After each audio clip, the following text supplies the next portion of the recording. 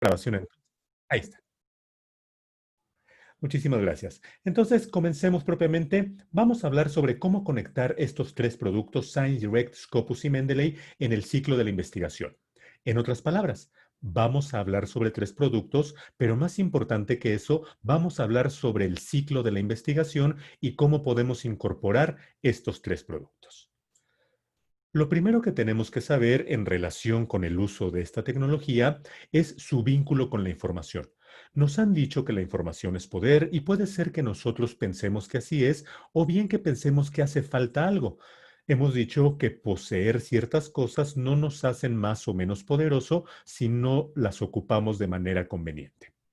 Para que podamos ocuparla, necesita cumplirse un requisito sumamente importante y es que tengamos el acceso adecuado. ¿Esto qué quiere decir? Son dos cosas sumamente importantes. Primera, ¿cuál es la vía de acceso más rápida para eso que yo deseo? ¿Cómo puedo hacer para localizarlo? Segunda, una vez que ya lo he localizado, ¿cómo puedo garantizar que puedo volver a ocuparlo siempre que lo necesite? De eso va a tratar esta sesión. Vamos a abarcar diferentes procesos y vamos a cumplir con esta premisa. La siguiente, y te voy a pedir por favor que anotes, si es que tienes donde anotar, acceso a la información, nuestra primera premisa. Pensar antes de ejecutar es la segunda. ¿Por qué es importante esto de pensar antes de ejecutar? Vamos a hacer un pequeño ejercicio mental y pensemos, por ejemplo, en nuestra época de estudiantes, cuando necesitábamos encontrar algo por petición de alguna otra persona. ¿Qué es lo que hacíamos? Normalmente, las palabras que nos dijeron era tal como lo preguntábamos. Conozco el caso, un amigo un día llegó muy preocupado conmigo a decirme, oye, ¿qué crees? Es que me parece que en la escuela no le están enseñando a los alumnos de manera adecuada. Le pregunté por qué y me dice, es que mi sobrina, fíjate, le dejaron investigar cuál es el ámbito sociocultural en el que ella vive. ¿Qué crees que hizo? Se metió a Google y buscó cuál es el estrato socioeconómico en el que vive Daniela. Y entonces él dijo, no es posible que un estudiante no piense cuál es la mejor manera de encontrar la información que se le está solicitando. Vamos a tratar de ocuparnos justamente de eso por cuatro vías. Primero, cuando tengamos una necesidad de información, antes que nada, y esto es sumamente importante, identificar perfectamente qué necesitamos. No siempre cuando hacemos una petición de información a Google, a un bibliotecario o a cualquier persona, sabemos perfectamente lo que necesitamos, pero es sumamente importante conocerlo. Segunda, tendremos que pensar antes de buscar. ¿Cuál es el mejor recurso? ¿A dónde nos conviene dirigirnos? Tercero, ya que elegimos un recurso sabiendo perfectamente lo que queremos, ¿cuál es la mejor manera de buscar justo en ese recurso? Porque cada uno de ellos, según veremos en esta sesión, tendrá una manera diferente de hacerlo. Y cuarta, ya que encontramos resultados, ¿cómo validamos que la información realmente es valiosa o no lo es? Entonces, vamos a tomar, por favor, nota de estas dos premisas. Si quieres tomarles foto, estaría excelente, pero te voy a encargar algo que no rijan solamente esta sesión, sino de ahora en adelante cualquier ámbito de investigación con el cual tú te enfrentes. Procura, por favor, el acceso a la información y sobre todo piensa antes de ejecutar. Vamos a abarcar cuatro procesos en esta sesión. Los dos primeros pueden confundirse, pero te lo explico. Descubrimiento de información y búsqueda de información son dos cosas diferentes. Cuando haces descubrimiento es cuando estás viendo qué te encuentras, a ver qué hay. Puede que tengas alguna noción. Piensa por favor en Cristóbal Colón, que quería descubrir nuevas tierras, pero él ya sabía más o menos lo que quería, sin embargo encontró otra cosa. Sabía que quería encontrar algo, descubrió. Piensa por favor en cualquier otro contexto cuando tú ya tienes algo muy particular. Imagínate esto, yo soy un buscador de talentos del fútbol. Tengo dos posibilidades. Primera, voy a ver qué me encuentro en diferentes canchas juveniles, a ver si encuentro a lo mejor yo quiero un delantero o un defensa, entonces me fijo a ver si encuentro a alguien con las características que yo requiero. ¿Qué es eso? Descubrimiento. A lo mejor ya me han hablado muy bien de algún jugador. Mira, en un barrio así muy pobre, en una cancha así de tierra y todo, juega una persona con estas características. ¿Qué voy a hacer? Voy a hacer búsqueda, no descubrimiento. Cuando tienes ya algo particular que necesitas, haces búsqueda. Cuando no lo tienes, cuando quieres ver qué te encuentras, haces descubrimiento y cada uno de ellos va a tener un método que te voy a presentar más adelante. Pero es importante que tomemos en cuenta la diferencia entre estos dos. Después de ello, una vez que ya encontramos, por ejemplo, a nuestro jugador, tendremos que hacer análisis. ¿Cómo determinamos que realmente es, en este caso, el jugador que me va a aportar en mi equipo? En el caso de la investigación, ¿cómo sé que esa información no nada más cumple con ciertas palabras que yo pedí, sino que además de ello efectivamente es relevante y cuáles son los criterios para determinarlo? Eso lo vamos a ver aquí. Y finalmente, lo que te decía desde el inicio, ¿cómo procuro el acceso a la información? Cuando yo ya encontré cosas que son importantes, ¿cómo garantizo que volveré a tener acceso a ellas? Pero más importante que garantizar que lo tengamos, ¿cómo hacemos para no tener que volver a realizar todo el proceso de búsqueda, sino tenerlo al alcance de la mano? Son los 4 procesos. Te voy a pedir algo sumamente importante. ¿Recuerdas nuestra primera premisa? Acceso a la información. Por favor, toma nota de estos. Imagínate que yo no te los voy a volver a poner. Si tú me lo dices, por supuesto yo lo haré con mucho gusto, pero piensa que no fuera así. Que si tú me preguntas, oye, ¿cuáles eran los procesos? Yo te voy a decir, no, no te los vuelvo a poner. Por favor, que dependa de ti y no de otra persona o de una circunstancia que puedas volver a acceder a eso que te interesa. Por supuesto, lo que tú me pidas que yo te vuelva a poner, yo lo haré encantado de la vida. Observa, por favor, qué es lo que vamos a hacer ahorita. Te voy a presentar 3 recursos, pero ojo, nuestro enfoque no estará puesto en que conozcas estos productos porque en esencia tú ya los conoces. Puede ser que hayas estado en sesiones anteriores o bien también te voy a decir hacia el final en dónde puedes encontrar información de cada uno de ellos sumamente profunda. ¿Qué vamos a hacer? Vamos a ver cómo los incorporamos dentro de nuestro proceso de estos 4 pasos que veíamos y el primero de ellos es Science Direct. ¿Qué es Science Direct? Una base de datos de textos completos. Es decir, necesitas poder leer información académica, científica de muy alta calidad. Perfecto. Science Direct es la base de datos que te conviene. Todo es de la editorial Elsevier. Scopus es una base de datos también, pero no contiene textos completos. Vas a poder ver las referencias, pero no vas a poder leer los artículos completos. A veces esto suele causar frustración, pero recuerda, nuestra segunda premisa es pensar antes de ejecutar. Antes de que te sientas decepcionado de saber que en Scopus no vas a poder leer los textos completos, piensa, ¿y entonces para qué me puede servir? Fíjate, la principal diferencia que encontramos entre estas dos bases de datos tiene 3 vertientes. Primero, ScienceDirect te da textos completos, Scopus no. Segundo, ScienceDirect tiene como filosofía darte la información. Así es como funciona, para eso está creado. Scopus no. Por favor, toma en cuenta esto. No es que Scopus tenga alguna carencia, es que no está diseñado para darte información. ¿Por qué ScienceDirect sí te la da? Porque todo proviene de una sola editorial, Elsevier. Y ahí viene la tercera diferencia. ScienceDirect es de una sola editorial, todo el contenido que vas a encontrar allí es de Elsevier. En Scopus vas a encontrar más de 5,000 editoriales. Es imposible que Scopus pueda tener los textos completos de todas estas editoriales, pero aquí viene la parte que más lo enriquece. Scopus no está pensado para ello. Sí te va a dar un montón de información, vas a tener referencias, pero la finalidad de Scopus va mucho más allá que ella y tiene que ver con el análisis de la información y lo vamos a ver a lo largo de esta sesión. Finalmente, Mendeley es un gestor de referencias. ¿Para qué te sirve? Para que lo que encuentres en ScienceDirect y en Scopus lo puedas manejar y puedas tenerlo siempre al alcance de la mano. Ya podrás darte una idea de cómo los vamos a ir incorporando en nuestro ciclo de investigación, pero vamos a ir paso a pasito. Primero, ahondemos un poco en ScienceDirect. Ya dijimos que es una base de datos de textos completos, pero es sumamente inteligente que antes de lanzarte a buscar en algún recurso, y al decir recurso es ScienceDirect o cualquier otro, incluido Google, incluida una biblioteca, el que tú quieras, por favor, antes de buscar, asegúrate de que sabes cuáles son sus posibilidades para que sepas si puede ayudarte o no. Hay estudios revisados por pares, es decir, información 100% confiable. Las áreas temáticas que abarca son ciencias físicas, ingeniería, ciencias de la vida, ciencias de la salud, ciencias sociales y humanidades. Dentro de estas áreas es casi seguro que se encuentra el área que tú necesitas. Por ejemplo, derecho. Oye, no veo derecho ahí. Bueno, pero están las ciencias sociales. No veo, por ejemplo, odontología, pero hay ciencias de la salud. Entonces, dentro de estas categorías, tú te vas a encontrar diversas temáticas, pero vamos primero que nada a determinar si nuestra temática se encuentra o no allí. Tenemos más de 4.200 revistas, más de 30.000 títulos de libros. ¿Qué es lo que vamos a hacer con esta información que tenemos ahorita? Nuestro primer proceso. Primero que nada, vamos a centrarnos en el descubrimiento de la información y vamos a ir de la mano para ver cómo es que Science Direct puede ayudarnos para ello.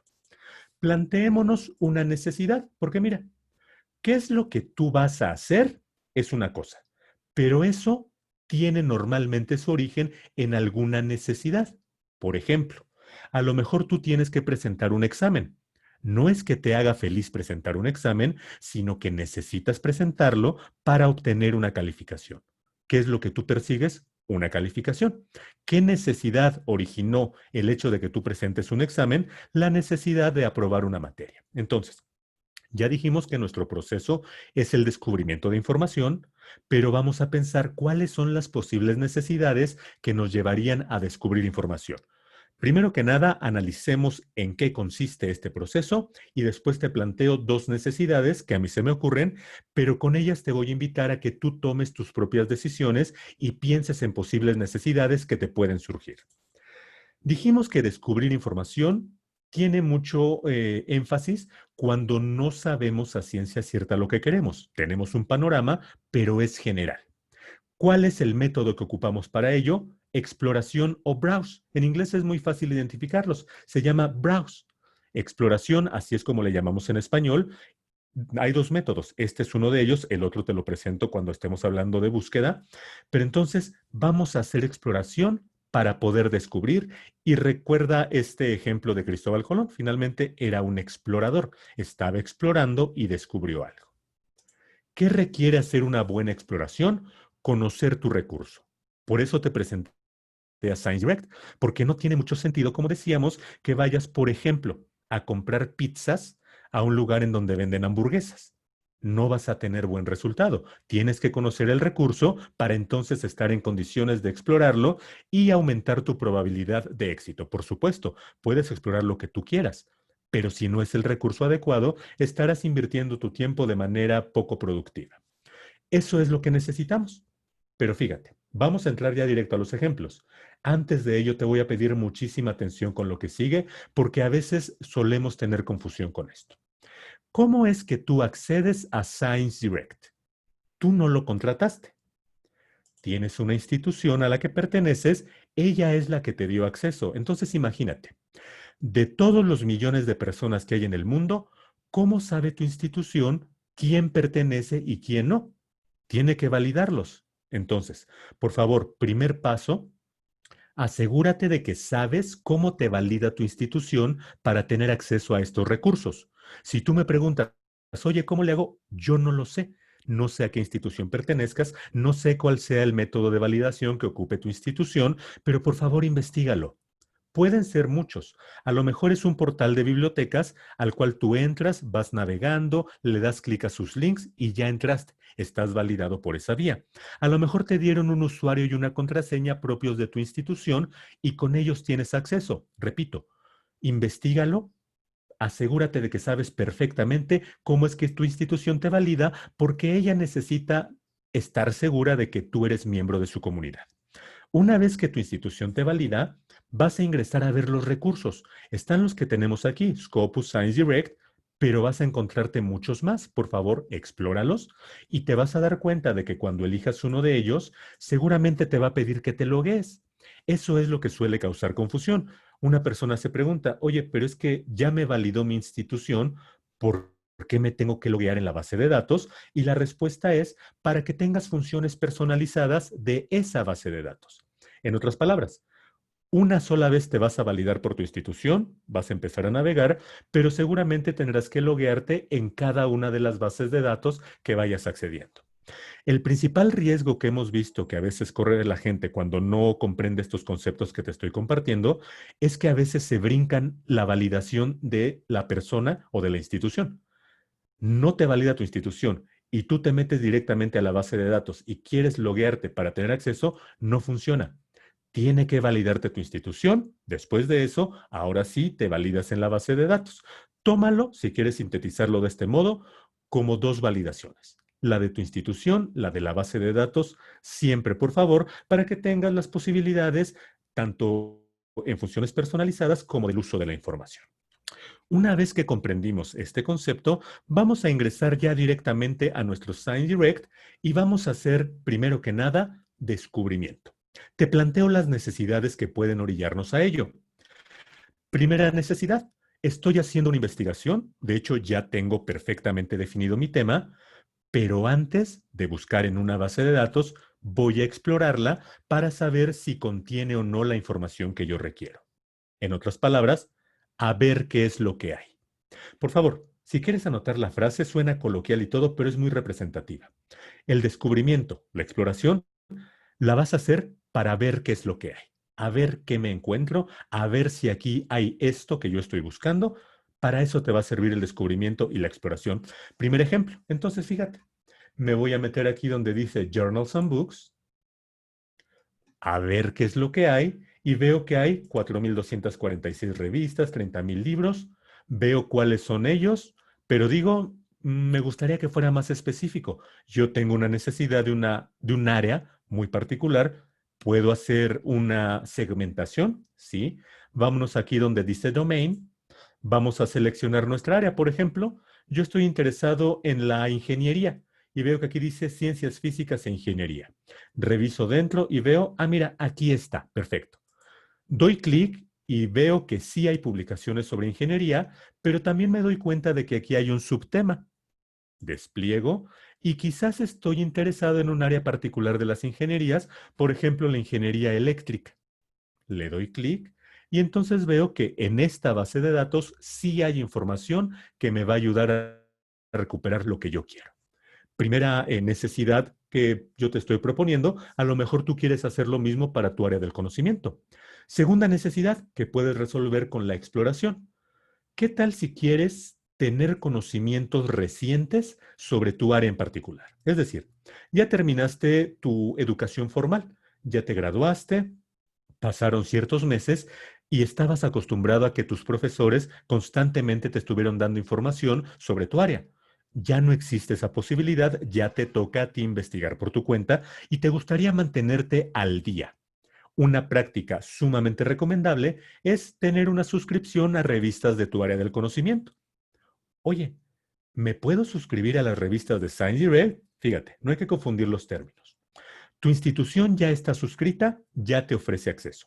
Lo que tú puedes hacer es como si fuera una suscripción que te lleguen avisos cada vez que se publica algo nuevo. Ah, perfecto. ¿Cómo lo hacemos? Identificamos ya un área del conocimiento, identificamos de los tipos de materiales disponibles que sabemos que son revistas y libros, seleccionamos solo las revistas. Porque los libros no nos actualizan, las revistas sí. Los libros marcan fundamentos teóricos sumamente importantes, pero su fin no es actualizarlos.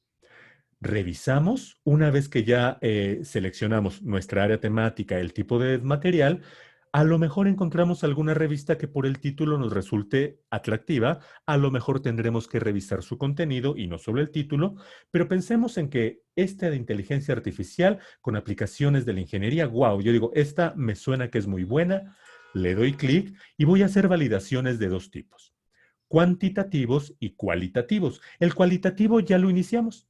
Revisamos el título y determinamos, me llama la atención, la calidad de la información parece ser la que yo necesito. Me meto a su último artículo. ¿Para qué? Para revisar si el tipo de información que se publica en esta revista es la que a mí me interesa. Después de ello, voy a regresarme y vamos a entrar en el ámbito cuantitativo. ¿Qué querría yo saber en términos numéricos? Primero que nada, fechas de publicación. ¿Se sigue publicando o no esta revista? Si se publica, perfecto. Segundo, Voy a ver por acá, incluso fíjate, podemos ver otra necesidad, guías de autores. Quiere decir que puedo enterarme de qué hay que hacer para mandar aquí un artículo con posibilidad de ser publicado. Tercero, voy a revisar estas métricas. De ellas vamos a hablar más adelante, pero en este momento es importante tomar en cuenta que hay ciertas métricas que nos van a indicar cuál es la relevancia de esta revista en particular. Ejemplo, no tienes tiempo para leer más que una o dos revistas y tú tienes tres. Dices, híjole, es que todas son buenas. ¿Cuál de ellas me convendrá? Porque todas tienen contenido muy interesante, pero no tengo tiempo para leer todos los artículos. Quiero suscribirme solo a una de ellas. A lo mejor estas métricas te sirven como criterio de desempate y tú dices, esta que tiene un site-score 8, le voy a dar prioridad sobre la que tiene el site-score 1. Después hablamos de qué representan estas métricas, pero es importante que lo tengas en cuenta. Entonces, fíjate, te diste cuenta tú hace un momentito probablemente y sentiste cierta frustración que cuando yo me metí a ver los últimos números, por aquí me decía purchase, compra el PDF y tú dices, oye, pero ¿por qué si mi institución tiene derecho? Justo es lo que te comentaba. Para que tú tengas derecho a esta información, primero te valida tu institución. Segundo, te logueas propiamente en la base de datos. Fíjate en esto. Yo pertenezco a una institución. ¿Cuál? Elsevier. Por lo tanto, solamente por tratarse de mi caso y de mi cuenta, yo me valido con mi institución y me logueo en la base en un solo paso. Pero seguramente no va a ser tu caso. Tú tendrás que ver cómo te valida tu institución y posteriormente te logueas. Voy a hacer clic acá en Sign In. Voy a escribir mi cuenta de correo. Muy importante, por favor, la gente a veces también nos pregunta, oye, tengo que poner mi cuenta institucional, tengo que hacer esto. Mira, yo te recomiendo, sí, utiliza tu cuenta institucional para librarte de cualquier posible problema. Pero si tú crearas una cuenta con tu correo de Hotmail o de Gmail, está bien. No tiene un vínculo. Repito, una cosa es la validación de tu institución, otra cosa es el login en la base. A veces las instituciones sí te piden, por favor, crea tu cuenta de Elsevier con tu correo institucional. Entonces, para prevenir cualquier cosa, mete tu correo institucional. ¿Qué pasa si no sabes si ya tienes una cuenta? No importa. Dale clic igual que le hice yo y metes tu correo. Capacitación, sin acento, México, arroba elsevier.com.mx. Imagínate, yo no sé, híjole, ya no me acuerdo, o sí sé que tengo, pero no me acuerdo con qué cuenta de correo lo tengo. Metes tu cuenta de correo, le das continuar. Si ya tienes una cuenta, como es mi caso, te va a mandar a que te logues. Si no tienes todavía una cuenta creada con esa cuenta de correo, te va a pedir que llenes tus datos para que crees una nueva cuenta. Entonces es sumamente sencillo tener una cuenta de Elsevier. Hacemos clic en iniciar sesión. Ya estoy dentro. Ya no me dice que lo compre. ¿Por qué? Porque ya mi institución me está validando. Por favor, mucho cuidado con eso. Te valida tu institución, después te logueas en la base de datos para que tengas todas las funciones. Ya decidiste que esta es la revista que quieres recibir. ¿Cómo le haces? Le das clic aquí en Setup Journal Alerts. ¿Qué va a suceder? Cada vez que haya un nuevo número, cuando salga el volumen 95, te va a llegar un aviso por correo electrónico de la tabla de contenido de estos artículos, para que tú entonces puedas saber qué es lo que se está publicando, te mantengas al día y puedas venir y consultar el texto completo. Esa es la forma como a mí se me ocurre que podemos hacer uso del descubrimiento. Ojo, no es que yo supiera, quiero leer la revista Engineering Applications, no. Yo quiero a ver qué hay de mi área, a ver a cuál revista me puedo suscribir. Recuerda esta frase, a ver qué es lo que hay, para eso vamos a hacer descubrimiento. Y muchas ocasiones te sucederá porque cuando estés haciendo investigación, cuando estés haciendo tu tesis, cuando estés haciendo muchos procesos, tú estarás en la situación de querer conocer qué es lo que hay sobre algo que a lo mejor ya lo tienes bien conceptualizado o a lo mejor todavía no. ¿Para qué otra cosa te podría servir esto? A lo mejor también a ver en qué revista puedo publicar. La necesidad, yo te planteé dos, pero tú por favor, investigala. ¿Qué necesidad en algún momento te ha surgido a ti que podrías resolver a través del descubrimiento, a través de la exploración? Recuerda, descubrimiento es nuestro proceso, Nuestro método para descubrir cosas es la exploración. Terminamos con este rubro, sabemos cómo acceder, lo tenemos todo claro, vamos avanzando al segundo rubro. Para eso te voy a presentar nuestro segundo recurso, que es Scopus.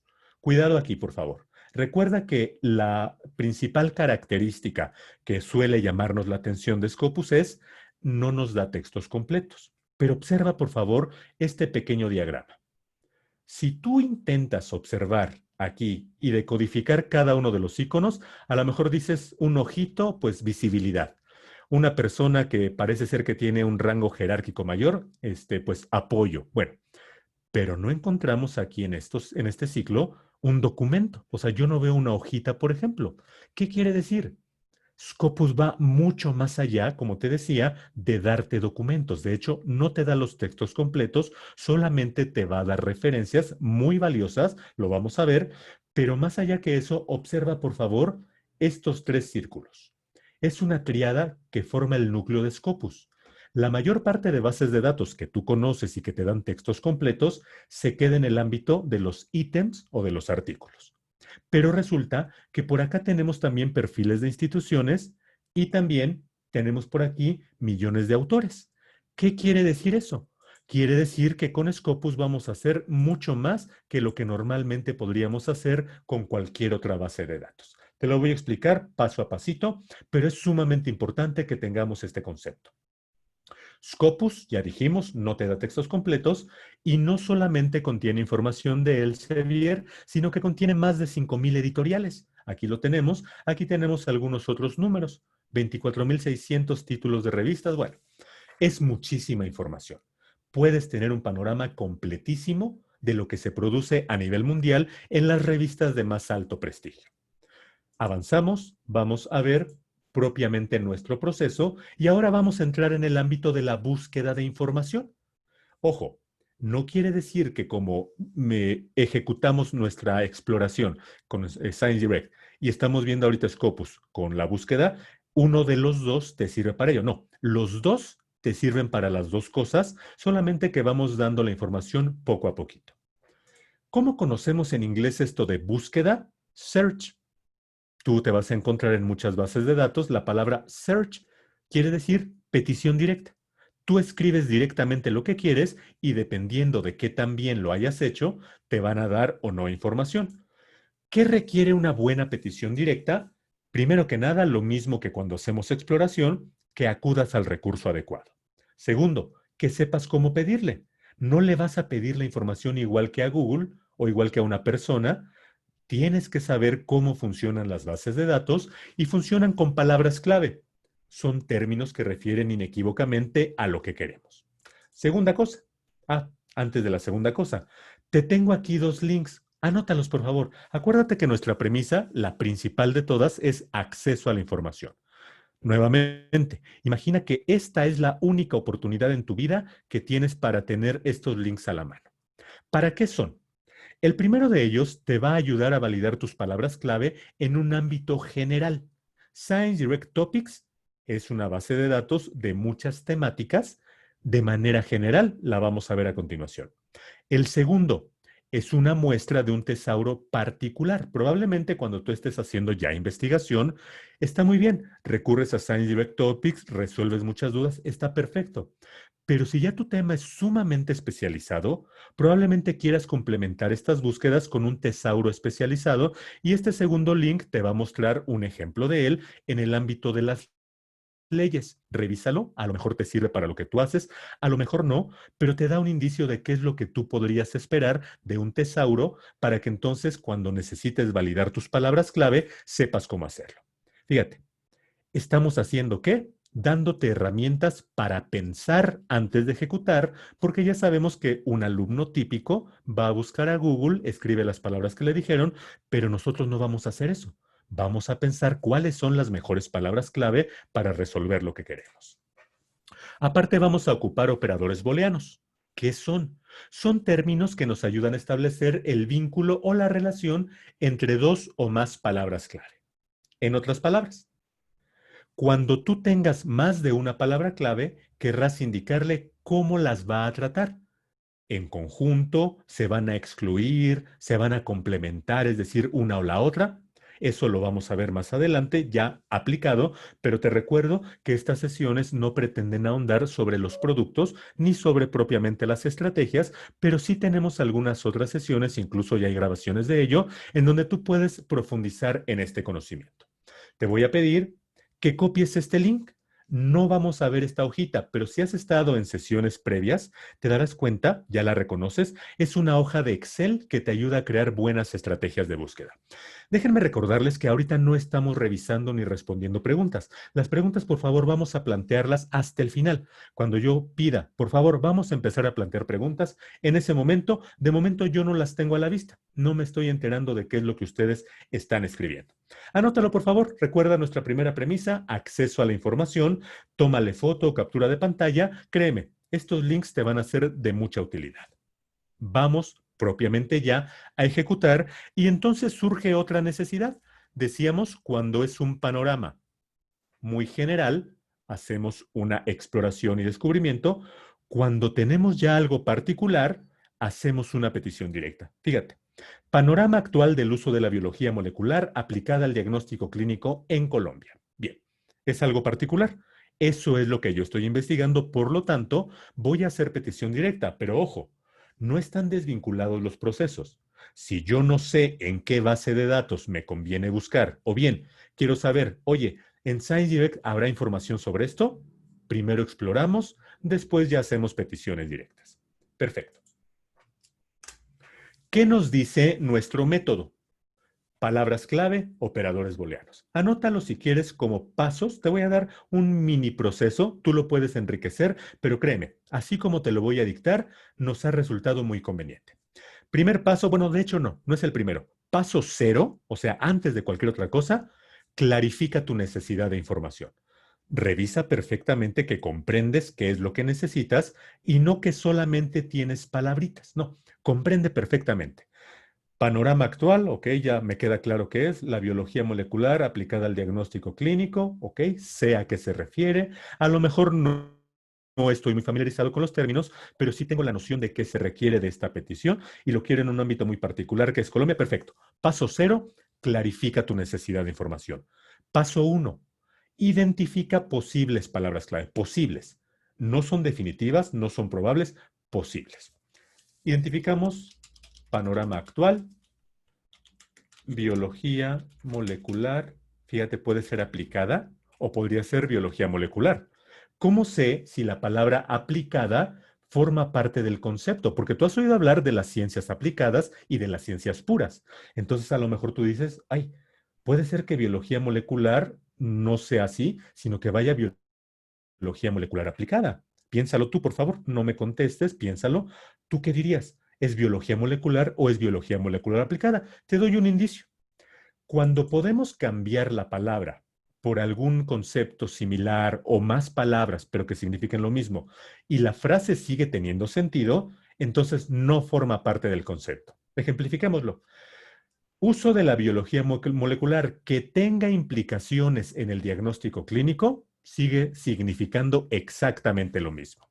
Fíjate por favor en este ejemplo. A lo mejor esto diría matemáticas discretas. Y yo te digo, panorama actual del uso de las matemáticas que no son chismosas, ahí sí ya perdió completamente el sentido. Cuando puedes cambiar la frase y sigue teniendo sentido, no forma parte del concepto. Cuando al cambiar esa frasecita pierde el sentido, entonces es un concepto y no tienes que modificarlo. Así te puedes dar cuenta. Entonces tenemos panorama actual, biología molecular, tenemos diagnóstico clínico y tenemos Colombia. Muy bien. ¿Son nuestras palabras clave? Ahora sí ya podemos buscar. No.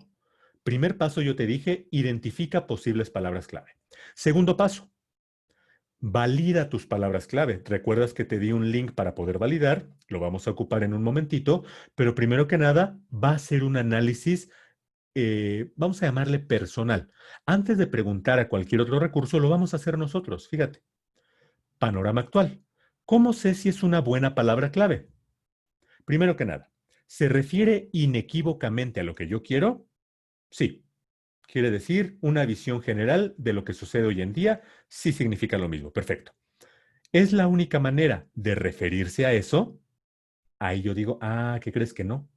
Porque panorama actual podría ser también temas de actualidad, tendencias emergentes, modernidad en el ámbito. Uy, hay muchas maneras diferentes. Ok, no me sirve como palabra clave, sí lo voy a dejar como concepto. El concepto sí me interesa porque si me encuentro información de esto, pero no es un panorama actual, no lo quiero. Entonces, lo dejamos fuera de momento como concepto y vamos con las siguientes palabras clave. Biología molecular. ¿Se refiere inequívocamente a lo que quiero? Sí. Es más, si yo dijera biología, ahí sí no está bien planteado porque la biología tiene muchas ramas. Yo quiero biología molecular. Perfecto. Eso está muy bien. ¿Es la única manera de referirse a lo que yo quiero? Sí. Yo lo analizo, investigo y digo, sí. Así es como se le llama. Perfecto. Diagnóstico clínico, mismo caso. Entonces, ya validamos Colombia, no hay ningún problema. Perfecto. Ya tenemos tres posibles palabras clave, ya tenemos un concepto que no hemos analizado, pero de momento lo vamos a dejar fuera. Observa, por favor, ¿cómo le indico a un sistema que esto es una sola palabra clave y no que son dos? Lo pongo entre comillas.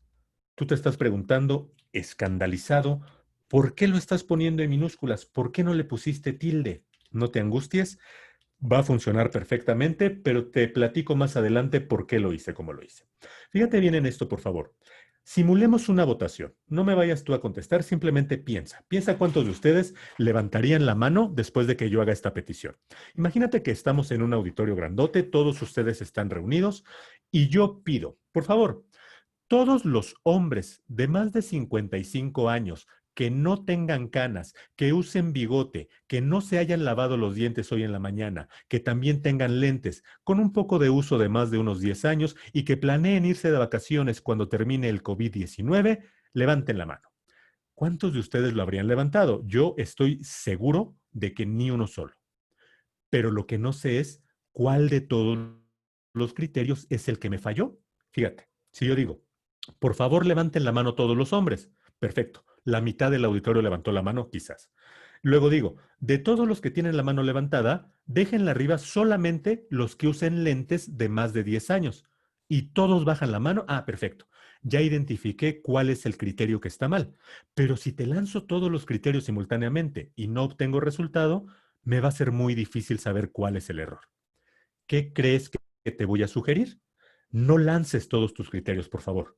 Puedes ir incluso de uno por uno. O sea, no estoy seguro si es buena palabra clave. Ahorita te digo cómo lo validamos, pero a lo mejor tú quieres buscar directamente. A lo mejor no, tú dices, no, sí me queda perfectamente claro que estas dos son buenas, perfecto. Dos, vamos a iniciar de ahí. Dos palabras clave máximo. Por favor, no pongas tres palabras clave, no pongas cuatro, no. Dos máximo para que inicies. Una vez que ya tengas un buen universo de información, ahora sí ve complementándolo. ¿Cuál es el operador booleano con el que vamos a vincularlo? Recuerda, palabras clave, operador booleano. Este ya es nuestro tercer paso. ¿Qué hicimos? Validar de manera actualmente mental, analítica, nosotros analizamos y después ya construimos una estrategia. Es una estrategia preliminar. Va a ir enriqueciéndose. Copiamos, vamos a nuestro recurso. Fíjate, search, petición directa. Aquí se hace. Pegamos y buscamos. 254 resultados, el primero de los cuales casi es el trabajo que yo quería hacer. Con este panorama, la mayor parte de gente que no piensa antes de ejecutar dice, ya lo tengo resuelto, no necesito buscar más, trabajo con esto, pero no es correcto. ¿Por qué? Tienes que analizar. Primero que nada, piensa por favor. Y te voy a hacer una recomendación. Siempre sospecha que podrías haberlo hecho mejor. Tengo buena cantidad de resultados, tengo buenos documentos, pero creo que podría haberlo hecho mejor. ¿Cómo? ¿Qué tal cambiar de idioma? Está en español y sabemos que sí, hay 254 documentos, pero piensa meramente por lógica. ¿Qué hay más en el mundo? ¿Información en español o en otros idiomas? A lo mejor no hay mucho en algún idioma extraño, pero hay uno que seguro le pasa por encima a cualquier otro, que es el inglés. Entonces, ¿qué te parece si esto de aquí lo convertimos en inglés, pero conservamos los dos. Observa lo que estoy haciendo, por favor. Estoy replicando la estructura. La voy a poner acá. Esto de aquí, para que no me falle, lo voy a poner entre paréntesis. Por favor, mucha atención con esto. Te voy a hacer recordar esa época desagradable de tu juventud, de tu adolescencia, cuando te enseñaban álgebra. Observa, por favor, tiene mucho sentido. Si yo pongo esto, ¿a quién está afectando la X? A la A. Y tú dices, no, pero es que me gustaría que la X le afectara también a la B. Ok, ¿qué hacemos? Lo ponemos entre paréntesis. De ese modo, esta X va a afectar a todo lo que esté adentro. ¿Para qué crees que hice esto de los paréntesis? Para que cuando yo ponga una X aquí afuera, le afecte a todo completo y no solamente a una de sus partes. Ahora, resulta que esa X que voy a poner fuera es esto mismo, pero en otro idioma. ¿Cuál es ese idioma? El inglés. No sé cómo se dice biología molecular en inglés. ¿Qué puedo hacer? Observa, por favor. Vamos paso a pasito antes de que te escandalices y que me juzgues negativamente. Vamos a observar el resultado. Primero que nada, me voy a ir al traductor. Observa, yo escribí tres letras tra y Google ya sabía que quería el traductor. O sea, me conoce perfectamente. Le voy a preguntar, ¿cómo se dice biología molecular? Ahorita la corrijo. Biología. Ah, mira, hasta me lo corrigió solito.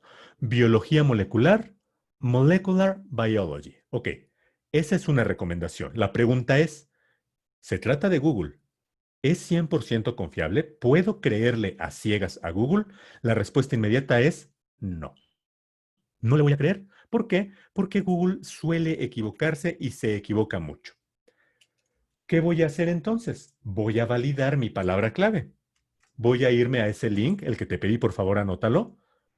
Tópicos. ScienceDirect.com/topics y aquí voy a validar. Voy a ver si es o no es. Y dice sí existe. Y existe en las ciencias biológicas, planetarias y ciencias sociales. ¿Cuál te interesa? Ah, pues me interesan las biológicas.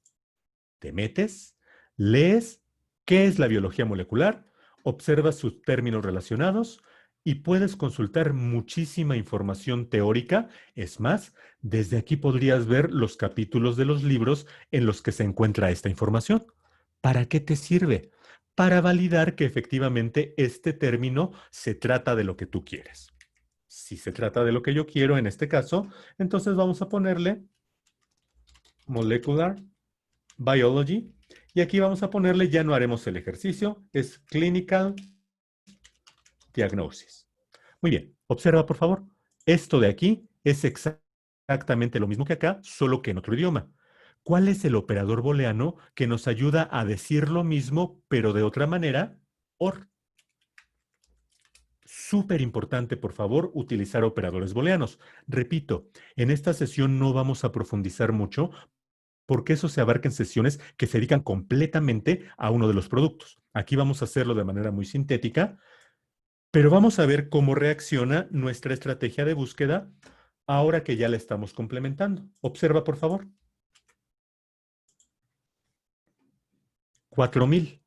Ah, sí nos hacía falta información porque lo que teníamos que estaba en español era una parte mínima del universo general, ¿ok? Lo tenemos mejor. Tú puedes decir, ¿ya puedo empezar a frotarme las manos? No, todavía no, por favor. Sospecha siempre que podrías haberlo hecho mejor y aquí te va el cuarto paso que yo te sugiero. Este es uno que no siempre tomamos en cuenta. Te voy a pedir, subráyalo, por favor. Anótalo con rojo, como tú quieras, pero por favor, siempre ocúpalo. Pregunta. Y tú, ah, caramba, o sea, ¿como a quién o qué? Pregúntale al autor, y nuevamente todavía no me condenes, e incluso pregúntale a Google. Y tú dices, ¿cómo que a Google? Permíteme. Te vas a dar cuenta de la pertinencia, pero siempre con la consigna de que Google no es un recurso 100% confiable. Le vas a preguntar opinión, ya que te dé algo, tú lo vas a validar. Ahorita vemos cómo lo hacemos. Pero fíjate la primera cosa, ¿a quién le puedo preguntar? Al autor. O sea, le llamo por teléfono, le escribo o cómo. No, no, no. Métete a su documento, pregúntale cómo describe él eso que tú estás describiendo como biología molecular y diagnóstico clínico. Fíjate, por favor. Me voy a meter aquí. Por supuesto, no voy a contactar al autor. Él ni se está enterando de que yo me he metido a su artículo. Pero voy a buscar varias cosas. Voy a ver su título, por supuesto. Voy a ver su resumen. Voy a ver sus palabras clave. Voy a enterarme de cosas sumamente valiosas. Por ejemplo, observa esta palabra clave y dime si te dice algo. Bueno, no me digas, piénsalo. Diagnóstico molecular. Ah, caramba, a ver, espérame tantito. Acá decía biología molecular, diagnóstico clínico. O sea, aquí hay dos palabras clave que el autor sintetizó en una sola. ¿Significa lo mismo? No lo sabemos, pero ¿qué crees que vamos a hacer? Tal como lo hemos estado haciendo, nos vamos a ir a nuestros Science Direct Topics, nos vamos a meter aquí al buscador y vamos a ver, ah, mira, sí existe el término. ¡Wow! Padrísimo. Está aplicado a la medicina. Nos metemos, revisamos de qué trata, vemos términos relacionados, por supuesto, nos enteramos si efectivamente tiene relación con el diagnóstico molecular, perdón, con el diagnóstico clínico y la biología molecular. No podemos dar por bueno que aunque el autor lo haya puesto así, significa lo que queremos. Fíjate lo que yo te decía. A lo mejor, en este caso sí sucedió, pero a lo mejor el autor no te da un indicio diferente. A lo mejor aquí no encuentras una nueva palabra clave y tú asumes, bueno, tal como yo lo hice, es como los autores lo están diciendo. A lo mejor tú dices, ahí se acabó, pero yo siempre te voy a invitar a esto. Sospecha que podrías haberlo hecho de mejor manera y pregúntale a Google. Repito, no es una fuente 100% confiable, pero te puede dar un indicio. Fíjate, por favor, le voy a decir, ¿ves? Me conoce tanto Google que ya sabe lo que le voy a preguntar. Biología molecular, diagnóstico clínico. ¿Ya viste qué término nos está recomendando en uno de sus resultados? El mismo. ¿Qué hacemos? No le vamos a creer a Google, por supuesto. Revisamos la fuente. Bueno, en este caso resulta que viene del mismo que estábamos buscando, pero podemos revisar un montón de información y podemos llegar a un término y después lo validamos y entonces decimos sí. Observa, por favor. Tenemos un nuevo término que es molecular diagnosis. La pregunta, para complementar nuestra estrategia, es, ¿a quién de estos términos sustituye ese nuevo? Y la respuesta es a todos, porque ya vimos que yo lo ponía como dos palabras clave, en este caso lo puse en dos idiomas diferentes, pero el autor lo pone como una sola palabra clave. Observa, ponemos paréntesis. ¿Por qué? Porque queremos poner una X que le afecte a todo completo. Esa X va a ser justamente nuestra palabra molecular diagnosis. Ahí está. ¿Cuál va a ser el operador? OR. Porque si lo encuentras así o lo encuentras de cualquiera de las otras maneras, me da lo mismo, significa lo mismo. Copiamos, pegamos, ejecutamos nuestra búsqueda. 18,000 resultados. ¿A qué conclusión llegamos? A que la mayor parte de los autores no le llama por dos palabras clave, le llama por una sola.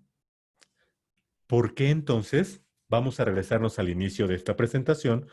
¿Por qué entonces no es bueno tomar las palabras que nos dijeron, pegarlas en Google y buscar? Bueno, primero que nada, porque Google no es una fuente 100% confiable. Segundo, tengo que analizar perfectamente hasta llegar a cuál es la mejor manera de describir lo que necesito.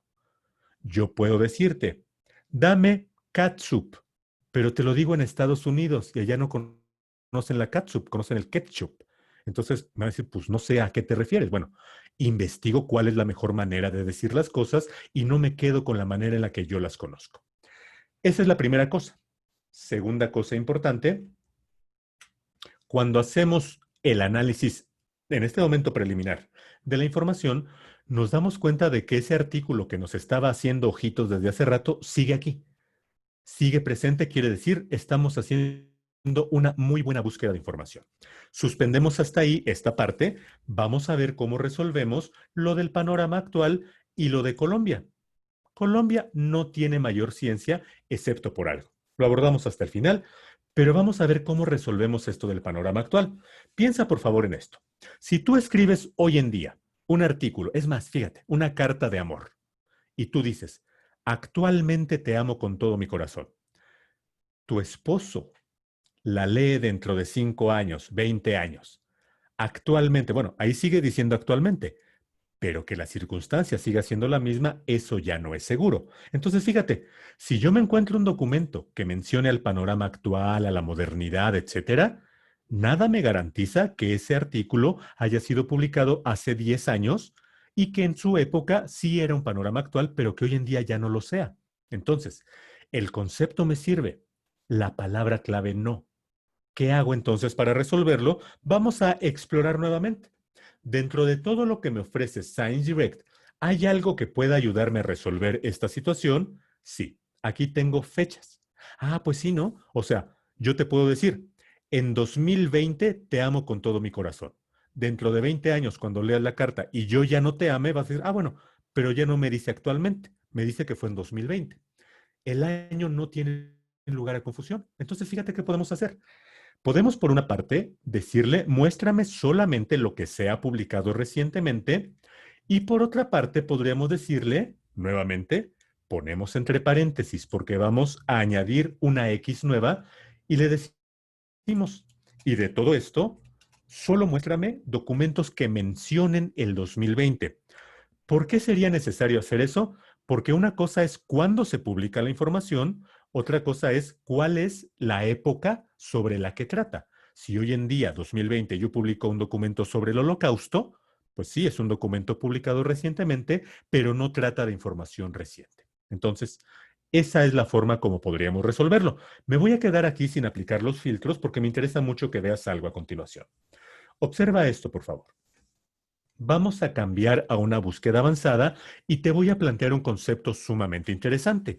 Imagínate que tú le describes, por ejemplo, a tu hermano o a tu hermana, tú le estás describiendo a tu papá.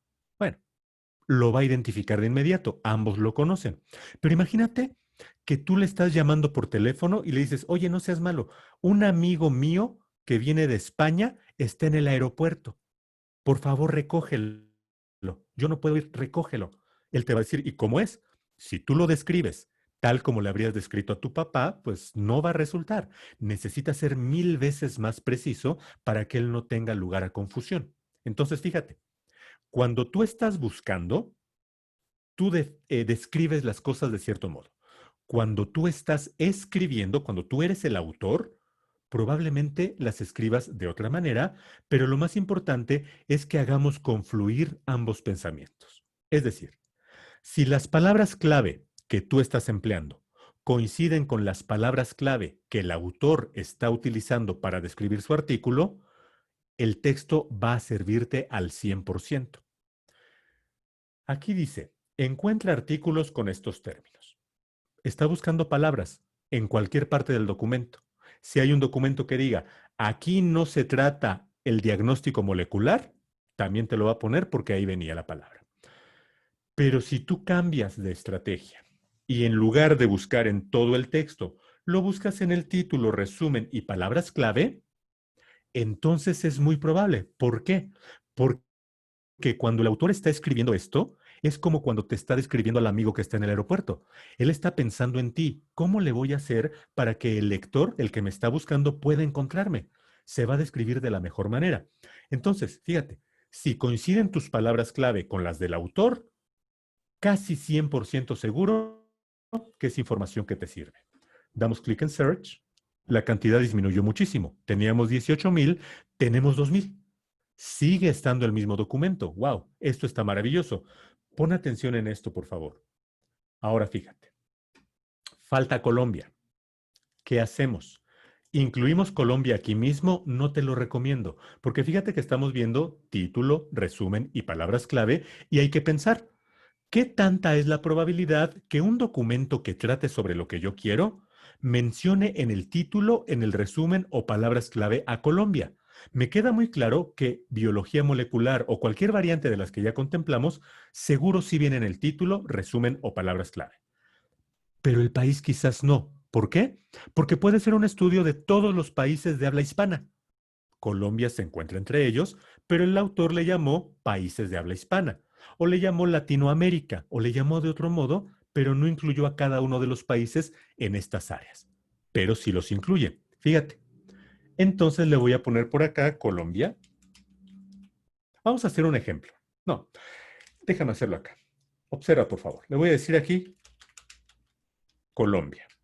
Le estoy diciendo, de todo lo que ya me encontraste, solamente muéstrame lo que tenga en el título, resumen y palabras clave a Colombia. Teníamos 2000 documentos ahorita. Vamos a hacer la búsqueda. Tenemos 12 resultados. Tú dices, pues mejor, así leo menos. No, no te lo recomiendo. Hagamos lo otro. Quitemos de aquí a Colombia y pongámoslo acá. ¿Por qué? Por lo que ya te comentaba. Porque a lo mejor en el título mencionó cualquier otra palabra, pero si el texto menciona a Colombia, seguramente tiene relevancia para lo que yo quiero. Teníamos 12 resultados, ahora tenemos 57, que incluyen a esos 12 más otros tantos. Entonces, finalizamos aquí con la parte que toca a la búsqueda de información, pero vamos avanzando. ¿Cómo la analizamos? ¿Cómo determinamos que esta puede que sea buena información o puede que no lo sea? Para ello, me voy a regresar a mi búsqueda original, en la que no teníamos todavía a Colombia y en la que teníamos toda la información aquí arriba. Tú no vas a hacer eso. Yo lo hago porque me interesa mucho que veas algo, pero tú, por favor, concéntrate al 100% en desarrollar buenas estrategias. Tengo mis 18,000 resultados, todo está perfecto. Vamos con lo que sigue en nuestra presentación. Sabemos ya cómo hacer descubrimiento, sabemos cómo hacer búsqueda. Vamos a ver cómo analizamos la información. ¿Para qué nos puede ayudar nuestra herramienta Scopus? Justamente para esto, pero por cierto, estas cosas que acabamos de hacer ahorita con Science Direct, las puedes hacer exactamente igual en Scopus. Ahorita lo vamos a ver. Pero Scopus nos va a ayudar para mucho más. Vamos a poder ver tendencias emergentes y panorama de la investigación. O sea, esto que estoy buscando, ¿es reciente? ¿Es una tendencia o no lo es? ¿Cómo sé si actualmente esta temática se está estudiando o no? Puedo ver un panorama de la investigación a lo largo del tiempo, cómo se ha comportado esta investigación. Podemos ver también cuál es la visibilidad y la reputación de los autores. ¿Para qué nos puede servir? Bueno, quizás tú tengas un documento de un autor cuya reputación es altísima, entonces tú dirías, este me sirve como referencia. Imagínate esto, dos artículos que tratan lo mismo, pero llegan a conclusiones diferentes. A lo mejor uno te dice, los sonidos estridentes causan molestia en personas con autismo. Por ejemplo, esa es la conclusión a la que llega. Y por otra parte te dicen, el sonido del violín, que es un sonido que a veces es estridente y es agudo, relaja a las personas con autismo. Y dices, caramba, pues hay dos posturas completamente opuestas. ¿Cuál de las dos es la buena? A lo mejor te sirve ver cuál es la reputación de la persona, porque si hay más personas que están tomando como modelo un artículo, seguramente hay más repercusión que otro que a lo mejor solamente fue publicado y nunca fue citado. Bueno, eso podemos verlo por aquí. Podemos hacer más cosas, solamente las mencionamos, no tienen relación con la sesión de hoy, pero también podrías encontrar fuentes de financiamiento y colaboración. Lo que nos interesa en esta sesión es meramente cómo validamos, cómo hacemos análisis para saber es buena información, no lo es, lo vamos a ver a continuación. Te decía que lo que hicimos ahorita podemos hacerlo exactamente igual con Scopus. ¿Cómo le hago? Copio mi estrategia de búsqueda, me voy a ir a Scopus. Como ingresas, ya dijimos, investiga cómo te valida tu institución, después loguéate en la base de datos, aquí lo vas a tener. Sumamente importante, no debe decir preview. Cuando no te ha validado tu base, tu institución, perdón, aquí va a decir preview. Asegúrate de eso. Si ves preview, primero que nada, que te valide tu institución. Vamos a hacer clic en las opciones de All Fields, vamos a buscar en todos los campos, tal como lo hicimos acá en nuestra primera búsqueda, pero ahora estamos en Scopus. Hacemos clic en Search. 96,000. No es raro. Dijimos que acá Science Direct solo tiene información de Elsevier, por eso son 18,000. En Scopus tenemos más de 5,000 editoriales, por eso tenemos muchos más resultados. Muy bien. ¿Cómo hacemos para validar que esta es buena información? El primer criterio, que es de carácter cuantitativo, es el número de citas. La información está siendo citada, quiere decir, está marcando una tendencia. ¿Qué significa una tendencia? Un comportamiento cada vez más frecuente en cierto ámbito. Por ejemplo, coronavirus. ¿Qué tan frecuente ha sido? O sea, hoy había cierta cantidad, mañana habrá una mayor cantidad, pasado mañana, ok, esa es una tendencia creciente. Entonces, ¿qué de esto que me acabo de encontrar es una tendencia? Y podemos decir es una tendencia creciente. Por cierto, déjame enfatizar, lo que yo te puse aquí es general porque me interesa mucho que veamos una cantidad de resultados grande, pero te voy a encargar encarecidamente, por favor, tú asegúrate de que estás haciendo tus búsquedas suficientemente exhaustivas. No ponderes la cantidad de resultados, sino la calidad de los mismos. Haz estrategias perfectamente concebidas. Una vez que tienes buena información, vas a revisar varias cosas. Primera, la cantidad de citas. Yo puedo indicarle aquí, recuerda, estamos hablando ahorita de Scopus, muéstrame lo que más se ha citado primero. Oye, pero de todo esto, los libros igual y no. Vamos a ponerle que nos muestre solamente revistas. Aquí dice artículos y pueden ser también artículos de revisión. Selecciono ese tipo de material y en la parte de arriba le digo limítalo. Solamente muéstrame esos dos tipos de material. Ya lo tengo. Perfecto. Este es el documento que tiene más citas. Podemos decir, es el que marca la tendencia. Ahora, ¿es una tendencia emergente? Reviso su año y digo, no, para nada es emergente porque este artículo tiene muchísimos años. Vamos a buscar otro, por ejemplo, este es mucho más reciente, pero aún así sigue sin ser emergente porque 5 años de antigüedad quizás para el área que estamos tratando ya no es tan relevante, o a lo mejor tú dices, no, mi área es la historia y para mí es sumamente relevante. Tú lo decides de acuerdo con tus necesidades. Podemos ir revisando 2016, etcétera, y entonces dices, estoy primero que nada viendo cantidad de citas y después analizo a qué años pertenecen. Podemos hacerlo a la inversa. Primero ponme lo más reciente, ahí está, y luego reviso cuáles de ellos tienen citas. Que no haya una sola cita no es extraño, completamente normal, no es sencillo obtener citas el primer año, pero ¿qué crees que pasa cuando nos encontramos un documento que ya tiene una cita en su primer año? Por lo pronto decimos, este se está destacando. Imagínate que encontráramos uno con más de una cita. No es el caso, pero aquí vemos que hay una cita.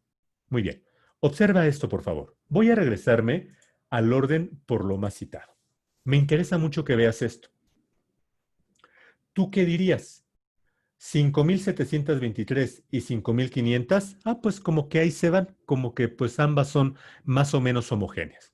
¿Tú qué dirías? 6,000 contra 2,000, dirías, híjole, no, pues esta es 3 veces mejor. Puede que sí, pero quizás no. Déjame planteártelo de este modo. Imagina que yo quiero obtener una cita, pero estamos hablando de una cita con una chica. Yo quiero, ya que termine el coronavirus, quiero tener una cita con una chica y yo conozco mi realidad y digo, bueno, si una chica acepta salir conmigo, wow, me doy por bien servido. Esa es mi expectativa. Pero imagínate que hay un tal Chris Evans que utiliza un traje de superhéroe y que dice, yo quiero tener citas. ¿Cuál crees que sea su realidad? Por supuesto, una está muy por debajo de su posibilidad. A lo mejor él dice, pues hay modestamente 50 citas en este mes. Yo aspiro a una cita en el mes.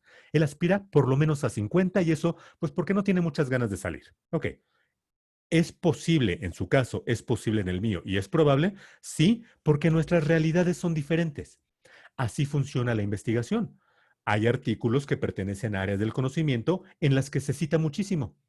Hay otras áreas en las que casi no se cita. Entonces son realidades diferentes. Ahora observa esto. Al final del mes, yo conseguí 2 citas. Ese mes, wow, fue el mejor de toda mi vida y yo conseguí 2 citas. Dupliqué mi expectativa. Imagínate que él consiguió solamente 40. muchas más que las que yo tengo, pero quedó por debajo de su expectativa. En este sentido, observa por favor este dato que te voy a presentar. Vamos a analizar dentro de cada artículo qué métricas nos ofrece. ¿Te acuerdas que hace ratito veíamos métricas? Ahora es que empezamos a hablar de ello. Observa esto, mira. 5,723 citas es el número de citas que ha recibido en revistas que están en Scopus. Tú lo comparas con otra y te vas a encontrar que tiene la misma cantidad de citas, pero a lo mejor te encuentras con que este valor, que es el que vamos a hablar ahorita, es diferente. En realidad, este valor es sumamente representativo de la calidad. Observa esto. Yo hace ratito te planteé un ejemplo. Yo obtuve 2 citas, dupliqué mi valor. En ese caso, yo aquí tendría un valor de 2. ¿Por qué? Porque dupliqué. Cuando llego a mi expectativa, alcanzo el valor 1. Cuando estoy por debajo de mi expectativa, estoy en el punto 5 punto algo. Entonces, imagínate, en nuestro ejemplo, yo obtuve un Field Weighted Citation Impact de 2, mientras que nuestro amigo Chris Evans, con todo y su traje de Capitán América, obtuvo a lo mejor un punto 8, porque no llegó a su expectativa, mientras que yo la superé. Imagínate esto. Olvídate ahorita de la cantidad de citas, pero imagínate en qué medida este artículo está superando la expectativa que tenía de ser citado. Eso marca tendencia. Tú te puedes encontrar con que hay uno que tiene 2 millones de citas, pero a lo mejor aquí dice, pues se tiene un 20. Bueno, con todo y sus 2 millones, no está marcando tendencia porque en esa área temática se cita con esa facilidad. Entonces, vamos a ponerle mucha atención a esto. Vamos a tomar este tipo de valores para poder llegar a esas determinaciones. Cuidado con esto. Estamos ahorita con Scopus y pudimos aquí ordenar por citas. Si nos vamos a Science Direct, aquí no podemos hacer lo mismo. Solamente puede ser por relevancia, que quiere decir, mientras más veces aparezca la palabra dentro del documento, es más relevante, o por fecha. Aquí no podemos hacerlo por citas, pero si nos metemos a cada documento, allí sí podremos ver las citas. En Scopus es en donde vamos a encontrar la mayor bondad para poder hacer este tipo de análisis. Muy bien, entonces, ya tenemos el primer criterio, cantidad de citas y el Field Weighted Citation, o sea, en qué medida estás alcanzando tu expectativa o la estás superando. Observa, por favor, regresemos a la fecha. Tenemos organizados ahora por los más recientes y vamos a meternos a este que tiene una sola cita y que tú dices, uy, qué poquito, ¿sí? Pero si te metes, no estoy seguro de que ya aparezca. No, para que aparezca el field weighted debes tener un mínimo de citas. No estoy seguro si son 10, no estoy seguro, pero sí necesitas tener más citas. Pero a lo mejor tú te metes y ves que esas poquitas citas que tú quizás no estás ponderando mucho representan un 3, 4, 5 en ese valor. Quiere decir que está siendo más citado de lo que se esperaba. Muy bien, eso es en cuanto al artículo. Pero a lo mejor tú quieres saber, ¿y qué pasa con mi tema? Ya vi si un artículo es o no una tendencia. ¿Cómo sé si esto, lo que yo estoy investigando, es una tendencia? ¿Recuerdas que te dije a lo largo de los ejemplos iniciales que yo te planteaba ciertas necesidades, pero que tú ibas a ir identificando necesidades que podrías resolver? Nuevamente te planteo una necesidad. ¿Qué tal si estás haciendo tu tesis y tú necesitas saber si el tema ya ha sido muy estudiado o bien es algo relativamente nuevo para que tú puedas dedicarle esfuerzo? Muy bien, te metes a hacer una búsqueda. Cuidado, ya no estás buscando documentos para leerlos. Estás buscando un panorama de la investigación, pero eso parte de una buena estrategia de búsqueda. Tienes una buena estrategia, encontraste un universo de información representativo, te metes al análisis de resultados. Le das clic, observa por favor estas gráficas. Vamos a ver en primer lugar, al día de hoy, cómo se va comportando la investigación en esta temática. Nada más por observar la gráfica, ¿tú qué dices? ¿Es una tendencia emergente? Bueno, emergente no, porque desde 1968 ya hay documentos.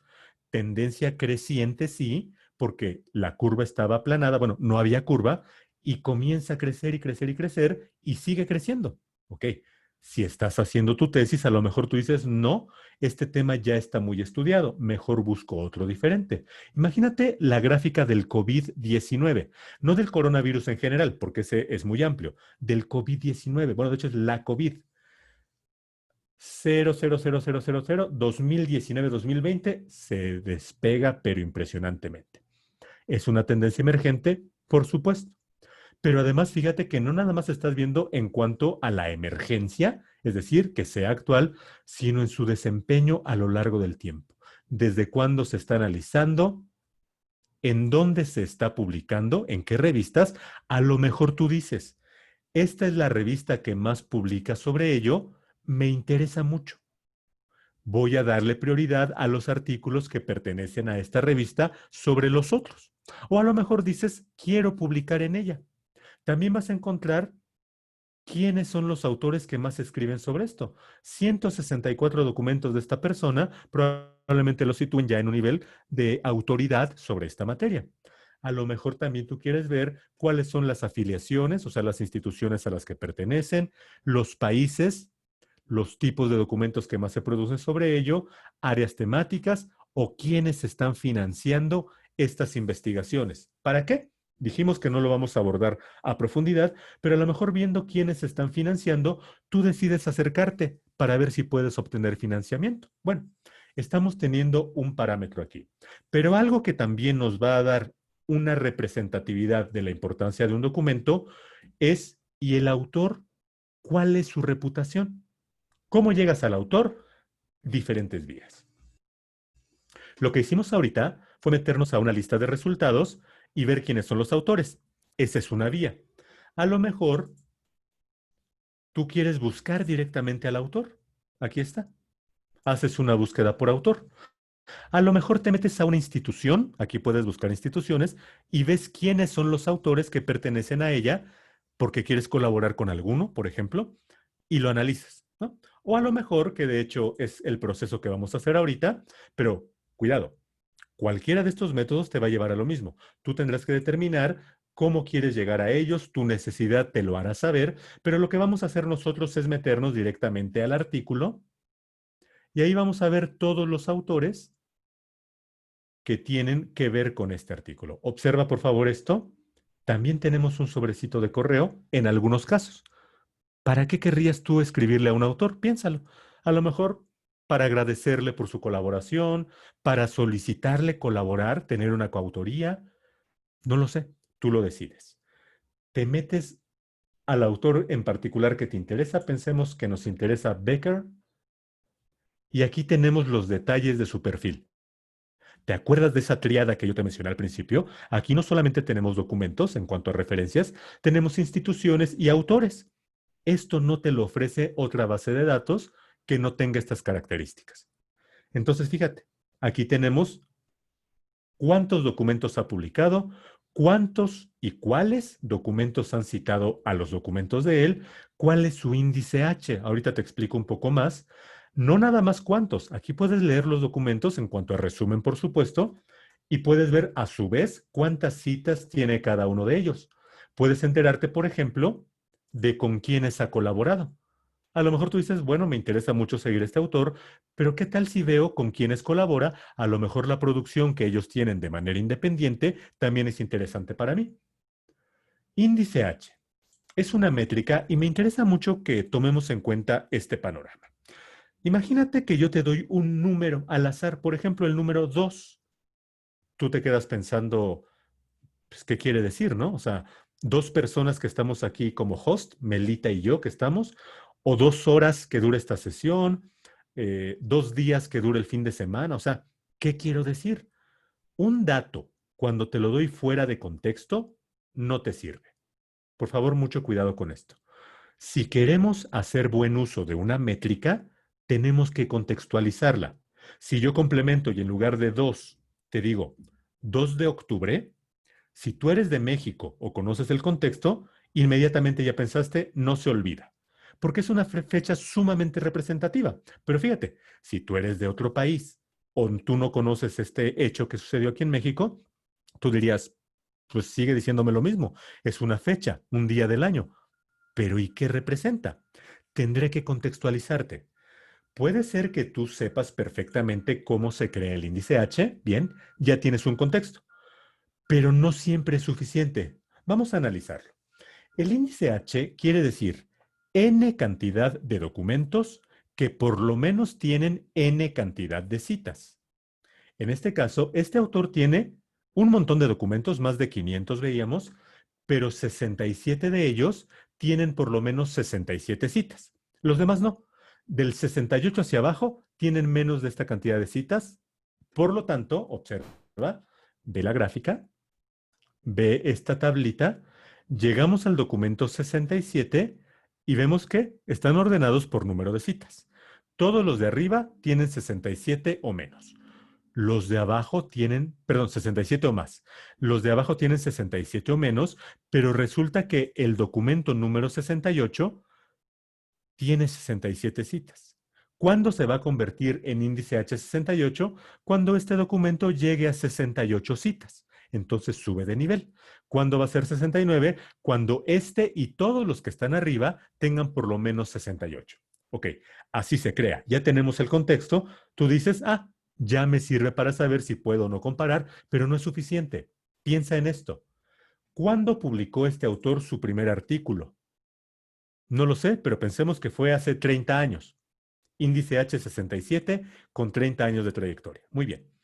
Pero lo estamos comparando contra un autor de la misma área temática, mismas características, misma calidad en sus documentos, tú los ves, pero ese autor tiene 30 años de edad y solamente lleva publicando 5 años.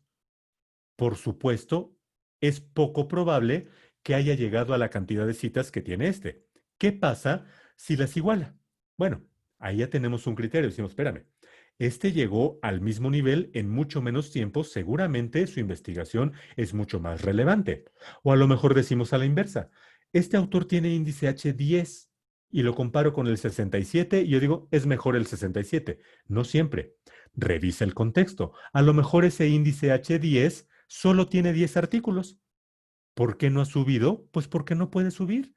No puede tener un índice H superior si solo tiene 10 artículos publicados, pero resulta que en los artículos, piensa en esto, cada uno tiene más de 100 citas. Vamos, si tuviera 100 documentos sería índice H100, pero como solo tiene 10, no puede subir de nivel aunque tenga muchísimas citas. Entonces, toma las métricas con reservas.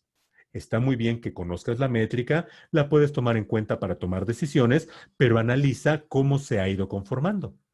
Vamos a regresar a la página del autor y algo que es muy importante y que aquí te doy otro tip. Primero que nada te planteo la pregunta.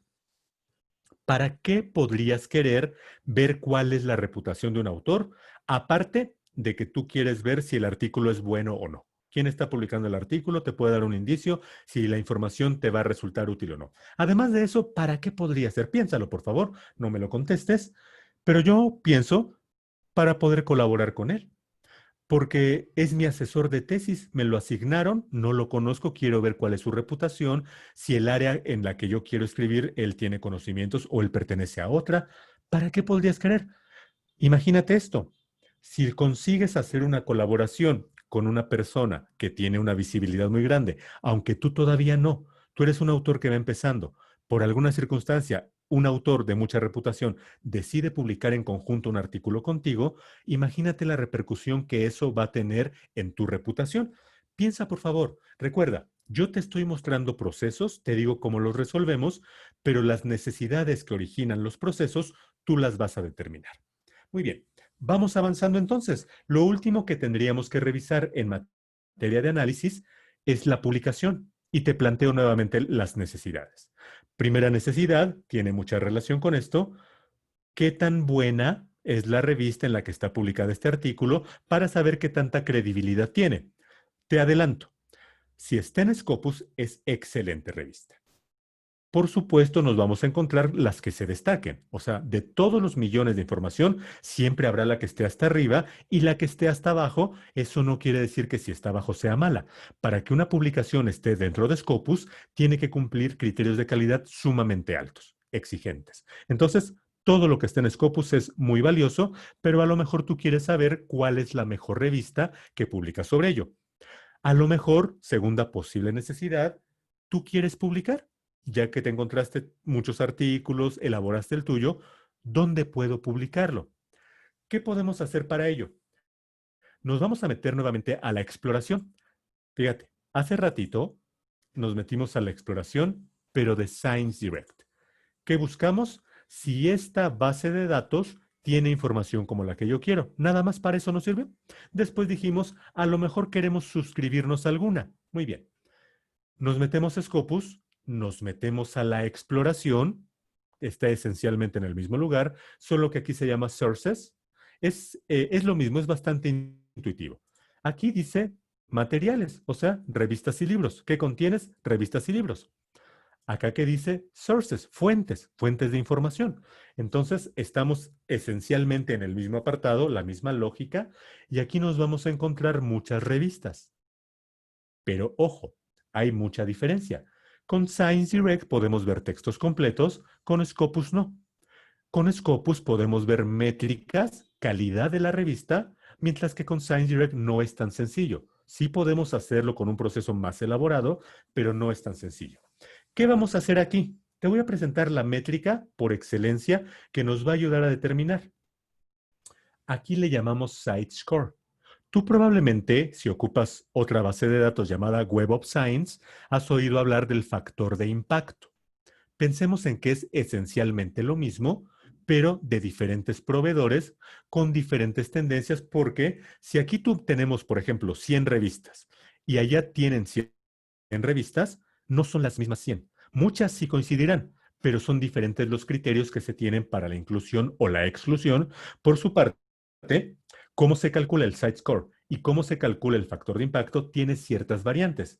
Entonces, fíjate, tú quieres determinar cuál es la calidad de una revista, por favor, siempre ten consciente, lo voy a hacer con base en Scopus o lo voy a hacer con base en Web of Science, pero no es un valor único. O sea, no quiere decir, esta revista es la mejor en... No, tienes que comparar y tienes que decir, según Scopus, según su site score, esta es la revista, según Web of Science, según el factor de impacto, es esta. Recuerda, la métrica solita sin contexto no te va a ayudar mucho. ¿Cómo se calcula el site score? Observa por favor esto. Aquí dice 47,455 y aquí dice 109. ¿Qué significa esto? Número de citas en los 3 años anteriores. Observa qué bonito está esto. La última vez que yo me había metido, estos datos correspondían a 2018. Tú puedes mover aquí de años. Ahorita ya se actualizó. Seguramente fue la semana anterior. Ya viene 2019. O sea, ya estamos viendo del año anterior. Entonces, observa por favor esto. Me voy a cambiar a estos datos porque aquí viene muy representativo lo que quiero mostrarte. Observa esto, por favor. Mira, cantidad de citas publicadas en 3 años, 45,000. Cantidad de documentos, no, perdóname, no son 3 años, en el año anterior, en 2018. Cantidad de documentos publicados ahora sí en los 3 años. Aquí hay un error, ¿eh? No son 2015 a 2018, es 2018. Cantidad de citas divididas entre los 3 años anteriores, te da este número. O sea, yo produje 100 artículos. Esos 100 artículos tuvieron 200 citas. Hago la división para sacar un factor y entonces eso es lo que me da este número. De aquí es de donde tú puedes sacar la relevancia que puede tener una revista, pero no te quedes con ese dato nada más. Fíjate, por favor. Me interesa solamente la cantidad de citas. Esta tiene 45,000, esta tiene 97,000. ¡Wow! Esta tiene muchísimo más que esta, el doble, porque esta tiene un factor de impacto, bueno, así le llamarían en Web Science, esta tiene un site score más alto que esta. Es más, como el triple, ¿no? Cuádruple, o sea, esta es 4 veces, tiene más alto su site score que esta, pero estamos viendo que esta duplica la cantidad de citas. ¿Por qué? Porque esta ha publicado muchos más artículos. Por lo tanto, la división que tiene que hacerse tiene un valor menor en cuanto a su resultado que esta que está dividiendo entre muchos menos, 10 veces menos casi. Entonces, ¿quieres tomar en cuenta cuál es esa relación entre citas contra artículos? Perfecto, el Sitecore te sirve. ¿Quieres ver así nada más, sin más detalle, cuántas citas han tenido sus artículos? ¿Quieres ver cuántos documentos ha publicado? Depende mucho la necesidad que tú tengas. Piensa por favor en esto. ¿Quieres publicar? Nunca has publicado, es tu primera incursión. ¿Quieres aumentar la probabilidad de que te acepten el artículo? ¿Dónde es más probable que lo acepten? ¿Donde publican solamente 15 artículos o donde publican 1031? La respuesta es obvia. Por favor, tú te vas a fijar, dependiendo de lo que tú necesites, primero que nada, en cuál es el valor que más te va a ayudar. Soy un autor que ya ha publicado mucho, quiero aumentar mi reputación porque mi índice H es muy pequeñito. Ah, bueno, a lo mejor entonces si quieres saber cuál es la revista que tiene más alto site score. Pero fíjate también en esto. Esta revista es de oncología y es la número 1 de 323. Esta revista es de química general y también es la 1 de 375. Entonces, por favor, no tomes los valores aislados. Revisa cuál de ellos te va a ayudar más. Hay un elemento más que nos ayuda mucho, que son los cuartiles. Por favor, piensa en esto. Imagínate que yo voy a una escuela en la mañana y voy después a otra escuela diferente con otros compañeros en la tarde. En ambos casos nos ordenan por estaturas, ¿no? Los más pequeñitos adelante, los más altos atrás, en los dos casos. Pero resulta que en el primer grupo, en el de la mañana, yo quedo hasta adelante. En el segundo yo quedo en medio. Tú dirías, oye, pero entonces, ¿cuál es tu site score? No, no, no. No es que exista mi site score y que sea universal. No. En el grupo uno, mi site score es, eres el más pequeñito. En mi grupo 2, mi site score es, ¿a qué voy con esto? El site score, el site score es el criterio por el cual aquí en Scopus tenemos los cuartiles. Pero si tú cambiaras el orden del site score y a lo mejor dices, ahora ordénamelo por citas, ahora ordénamelo por documentos, o bien te vas a otra base, a otro índice, Web of Science, y le pones el factor de impacto, el cuartil va a ser diferente. Por favor, hay que tomar en cuenta eso. El cuartil no es un valor que tiene la revista de manera universal. El cuartil surge de la relación de la calidad de esa revista en comparación con otras, dependiendo en dónde está, pero también dependiendo de cómo se genera la métrica con la cual se ordena. Asumiendo que quedó comprendido eso, el site score pone hasta arriba la revista top, la mejor de las mejores.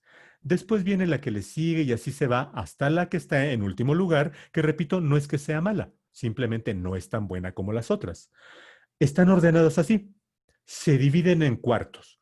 El primer 25% pertenece al primer cuartil, el segundo al segundo, etcétera. Entonces, las del primer cuartil son las que tienen más alto site score en Scopus. Repito, si tú te vas a ver cuartiles en otro recurso, allá no toman en cuenta el site score. Entonces, el cuartil no es un valor universal. Puede ser que aquí en Scopus haya una revista en primer cuartil, que en otro índice se encuentre en el segundo, porque la manera de calcularlo es diferente. Por favor, toma perfectamente en cuenta eso. Y por supuesto, mi recomendación siempre, en todo lo que estamos viendo ahorita, analiza cuál es la necesidad que te puede llevar a ocupar estos métodos que estamos viendo. Entramos ya directamente a la última parte de nuestra presentación. Por alguna extraña razón, me fui muy atrás. Vamos a hablar de gestión de la información. A lo largo de esta sesión estuvimos pensando mucho.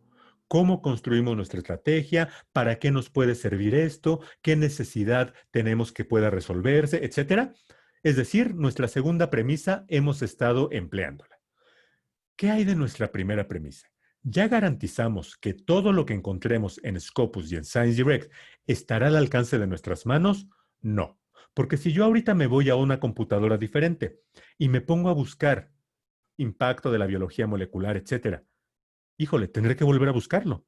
Y no es seguro que me encuentre la misma información. Imagínate que hoy, nada más porque algo pasó, él se dio de baja a 20 revistas, por cualquier circunstancia. Una de esas revistas, o varias, tenían artículos muy importantes. Yo mañana busco los artículos, pero ya no están, porque las revistas ya no están disponibles. Ok, vamos a hablar de gestión de la información y vamos a tratar de garantizar que la información esté al alcance de nuestras manos. Para eso vamos a ocupar Mendeley.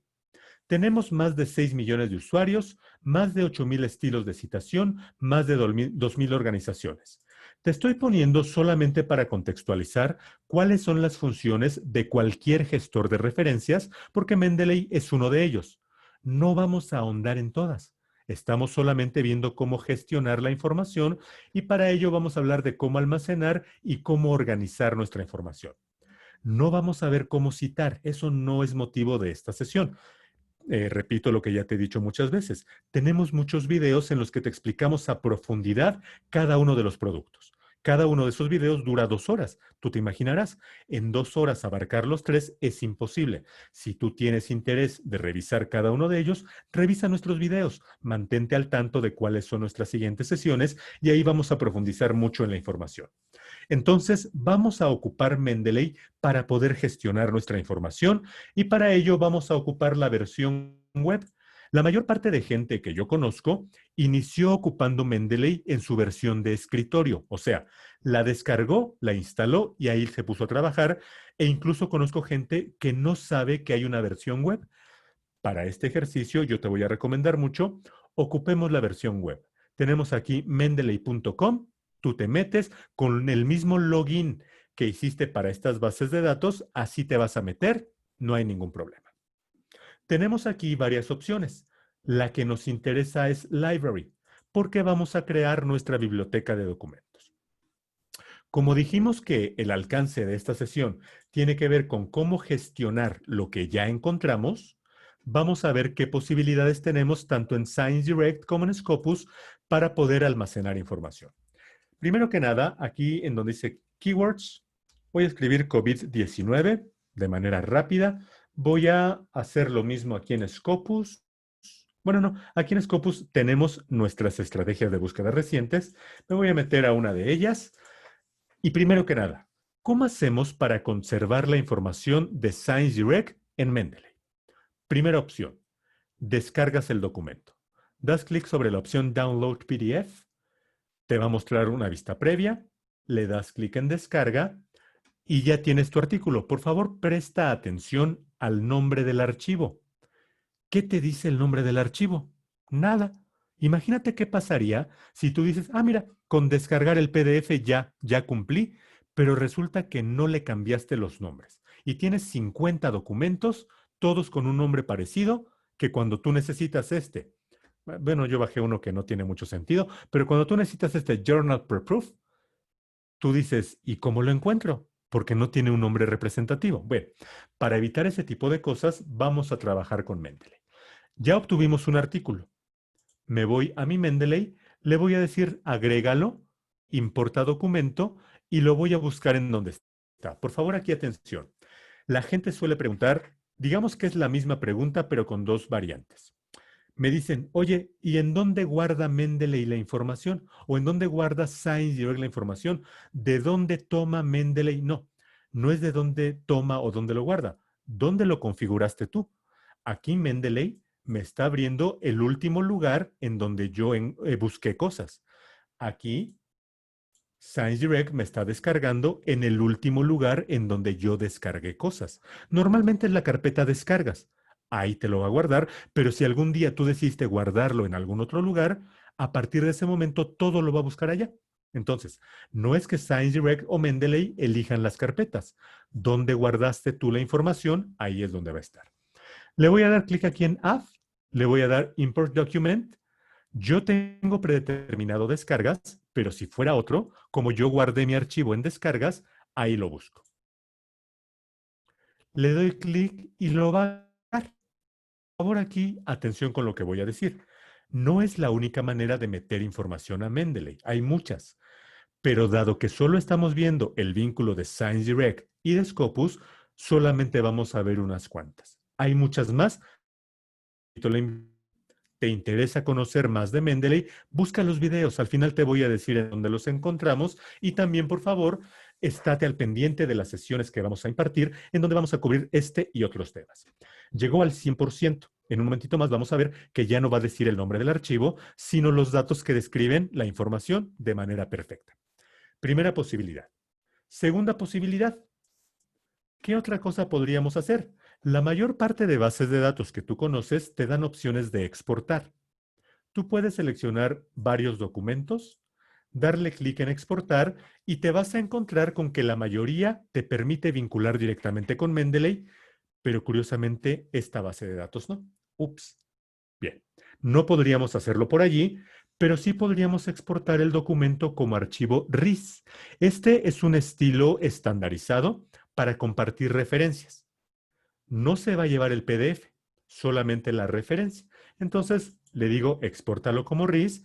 Observa que no abro ningún documento. O sea, estos dos que me descargó, ahí los dejo, no me sirven para nada abrirlos. Me voy a Mendeley, le digo agrega. En este caso ya no le digo que lo importe el documento, sino el RIS. Le doy clic ahí en RIS. Nuevamente me abre la misma carpeta, ScienceDirect, y me los cargó. Tal como te dije, no traen PDF porque el formato RIS solamente es texto plano, solamente se va a llevar las referencias. Esas son las dos posibilidades que tenemos con ScienceDirect. ¿Cómo le hacemos con Scopus? Sabemos que Scopus no te da textos completos, por lo tanto no vas a encontrar la opción de descargar el PDF. Vas a seleccionar los documentos que te interesen, vas a dar clic aquí en Save to Mendeley. Aquí sí tenemos un vínculo directo. Ahora, a lo mejor aquí dice Excel o dice otra cosa y tú dices, oye, no está Mendeley, ¿qué hago? Le das clic a esta flechita para que te abra las opciones. Igual que lo que te comentaba con las descargas y todo, aquí se queda guardado el último formato que ocupaste. Si el último que tú ocupaste fue RIS, fíjate, aquí también viene RIS, ese se va a quedar guardado. En nuestro caso vamos a decirle Mendeley, vamos a decirle expórtalo. Aquí me dice, oye, estás seleccionando muchos. Como lo tienes así de grande ese universo, te lo vamos a descargar en CSV. ¿Por qué? Porque yo le di all. O sea, estos 85,000 son los que yo tengo seleccionados. Hay que tener cuidado. Vamos a seleccionar solamente aquellos que nos hagan falta. Vamos a darle clic en Save to Mendeley. Y entonces después de un momento me va a advertir, ya está. Vamos a dar clic acá, vamos a actualizar nuestro Mendeley y vamos a encontrarnos con que ya tenemos allí todas esas referencias que nos hacían falta. Chicos y chicas, este es el momento. A partir de ahorita es que prestamos atención a los comentarios. Entonces, por favor, a partir de este momento vamos a comenzar a hacer preguntas sobre cualquier cosa. Repito, el alcance de esta sesión es muy específico. El que yo te planteé, 4 procesos. A lo mejor tú tienes muchas dudas sobre cómo hacer ciertas cosas en cada uno de los productos que no forman parte de esta sesión. Si el tiempo lo permite, abarcaremos un poco de ello, pero vamos a dar prioridad a todas las preguntas que tienen que ver con esto. También, por favor, toma en cuenta que daremos prioridad no a lo que pidas que repitamos. Oye, no me acuerdo cómo entraste a tal parte. No le vamos a dar prioridad a ello porque vas a tener el video. En el video tú lo vas a poder revisar todas las veces que quieras. Vamos a dar prioridad a preguntas sobre algo que quizás no habíamos contemplado que sea importante para estos 4 procesos. Tenemos aquí las primeras preguntas. Lidia Clemencia Hurtado dice, ¿puedo enviar un artículo a varias revistas simultáneamente? ¿Es aconsejable? No, definitivamente no, Lidia. Pecado mortal. Nunca lo hagas. ¿Quieres publicar en una revista? Mándalo ahí. No te lo aceptan o ya se tardaron, cierra formalmente el proceso, pero nunca envíes el mismo artículo a 2 revistas diferentes. Juan Zapata dice, ¿existe alguna forma de filtrar los artículos por DOI o por número de DOI? A ver. No es que no te lo quiera contestar así directamente, Juan, pero aprovecho ahorita para que veamos posibilidades. Fíjate, por favor. Tú me estás preguntando ahorita por el DOI, pero habrá gente que a lo mejor diga, oye, ¿puedo filtrar por el autor? ¿Puedo filtrar por este rubro? O sea, ¿cómo podemos saber cuáles son las posibilidades que nos ofrecen las bases de datos? En el caso de ScienceDirect, primera cosa que tú vas a querer buscar es, ya que estás en una lista de resultados, ve cuáles son sus filtros. Si te ofrece alguna manera de filtrar allí, es posible. Por ejemplo, quiero filtrar por autor. Híjole, ¿qué crees? No es posible aquí. Me voy a Scopus. Quiero filtrar por autor. Ay, mira, aquí sí se puede. Perfecto. Revisa, por favor, los filtros. Segunda cosa, revisa la búsqueda avanzada. Le das clic ahí en búsqueda avanzada. Vamos a darle Show All Fields. Y aquí te dice, puede ser por fecha de años, puede ser por el título de la revista, por el autor, por la institución. Uy, ¿qué crees? No está el DOI. En el caso de ScienceDirect, no puedes hacer ese filtrado por DOI. Vámonos con Scopus. Voy a cambiarme aquí en Scopus, me voy a la primera página nada más para que tengamos el panorama completo y vamos a ver que aquí donde dice tipo de búsqueda, documentos, autores y afiliaciones, hay también una búsqueda avanzada. Antes de pasarnos ahí, aquí hay un menú desplegable donde dice todos los campos. O sea, lo que yo busque aquí puede hacerlo dentro de alguno de estos campos. Voy a ver si acaso allí se encuentra el DOI. Ah, mira, sí está el DOI.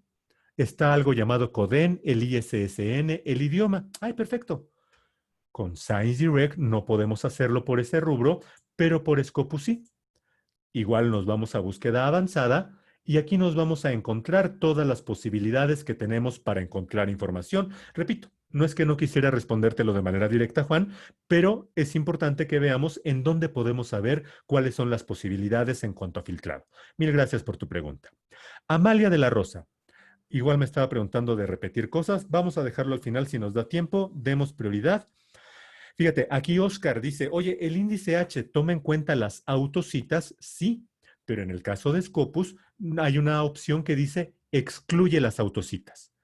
¿Por qué deberíamos querer excluirlas? No es que sea malo. Obviamente, si tú escribiste un artículo y tiempo después escribes algo y lo que dijiste en ese artículo es pertinente, nadie más ha escrito sobre ello y tú quieres retomarlo, tienes que hacerlo. O sea, no puedes autoplagiarte, tienes que citarte, siempre que se justifique. ¿Por qué las autocitas no son bien vistas? Sabemos que en muchos ámbitos no es que una práctica sea mala, sino el uso que la gente hace de ello. Entonces, no es que la autocita sea mala, es el uso que la gente suele hacer. ¿Cuál es el uso? Quiero aumentar mi índice H. ¿Qué hago? Me empiezo a citar yo solito. No se ve muy bien. Entonces, sí, en el índice H se pueden excluir las autocitas para que lo tengas tú mucho más claro. Me pregunta, Esteban Vergara, ¿cómo ubicar por Twitter a un autor? Bueno, no es que tú puedas ubicar por Twitter a un autor así de manera directa como lo estás viendo, pero sí podemos hacer esto. Hacemos una búsqueda, nos metemos, vamos a ver uno que tenga muchas citas para que aumente nuestra probabilidad. Nos metemos, no lo vimos hace un momento, pero mira, en la sección de las métricas hay algo llamado PlumX Metrics. Voy a hacer clic allí y por acá puedo ver social media, cuántos tweets ha tenido este artículo. Cuidado. ¿Quién ha tuiteado esto? No es cuál es el Twitter del autor. Entonces, ¿cómo ubicar por Twitter a un autor? Si tú conoces a un autor, búscalo en Google. Escribe la palabra Twitter y probablemente te vaya a mandar ahí a su cuenta. Sonia Isabel. Sobre los cuartiles. Mira, Sonia, es una cuestión un poquito compleja de comprender, pero imagínate esto. Vamos a ponerlo en estos términos. Imagínate que yo soy un profesor que ordeno a mis alumnos por estaturas y hay otro profesor que los ordena por edades. Si tú estás en ambos grupos, bueno, con un profesor vas a quedar en primer lugar, con otro vas a quedar en segundo, en tercero. Bien, eso es lo primordial que hay que comprender. ¿Quién está estableciendo la métrica? Es lo que va a determinar cómo se comporta la publicación. Ahora bien, yo digo, de mis 100 alumnos que tengo ordenados por estaturas, los primeros 25 forman parte de este equipo. Los del 26 al 50 forman parte de este otro, etcétera. Muy bien. ¿Qué quiere decir allí?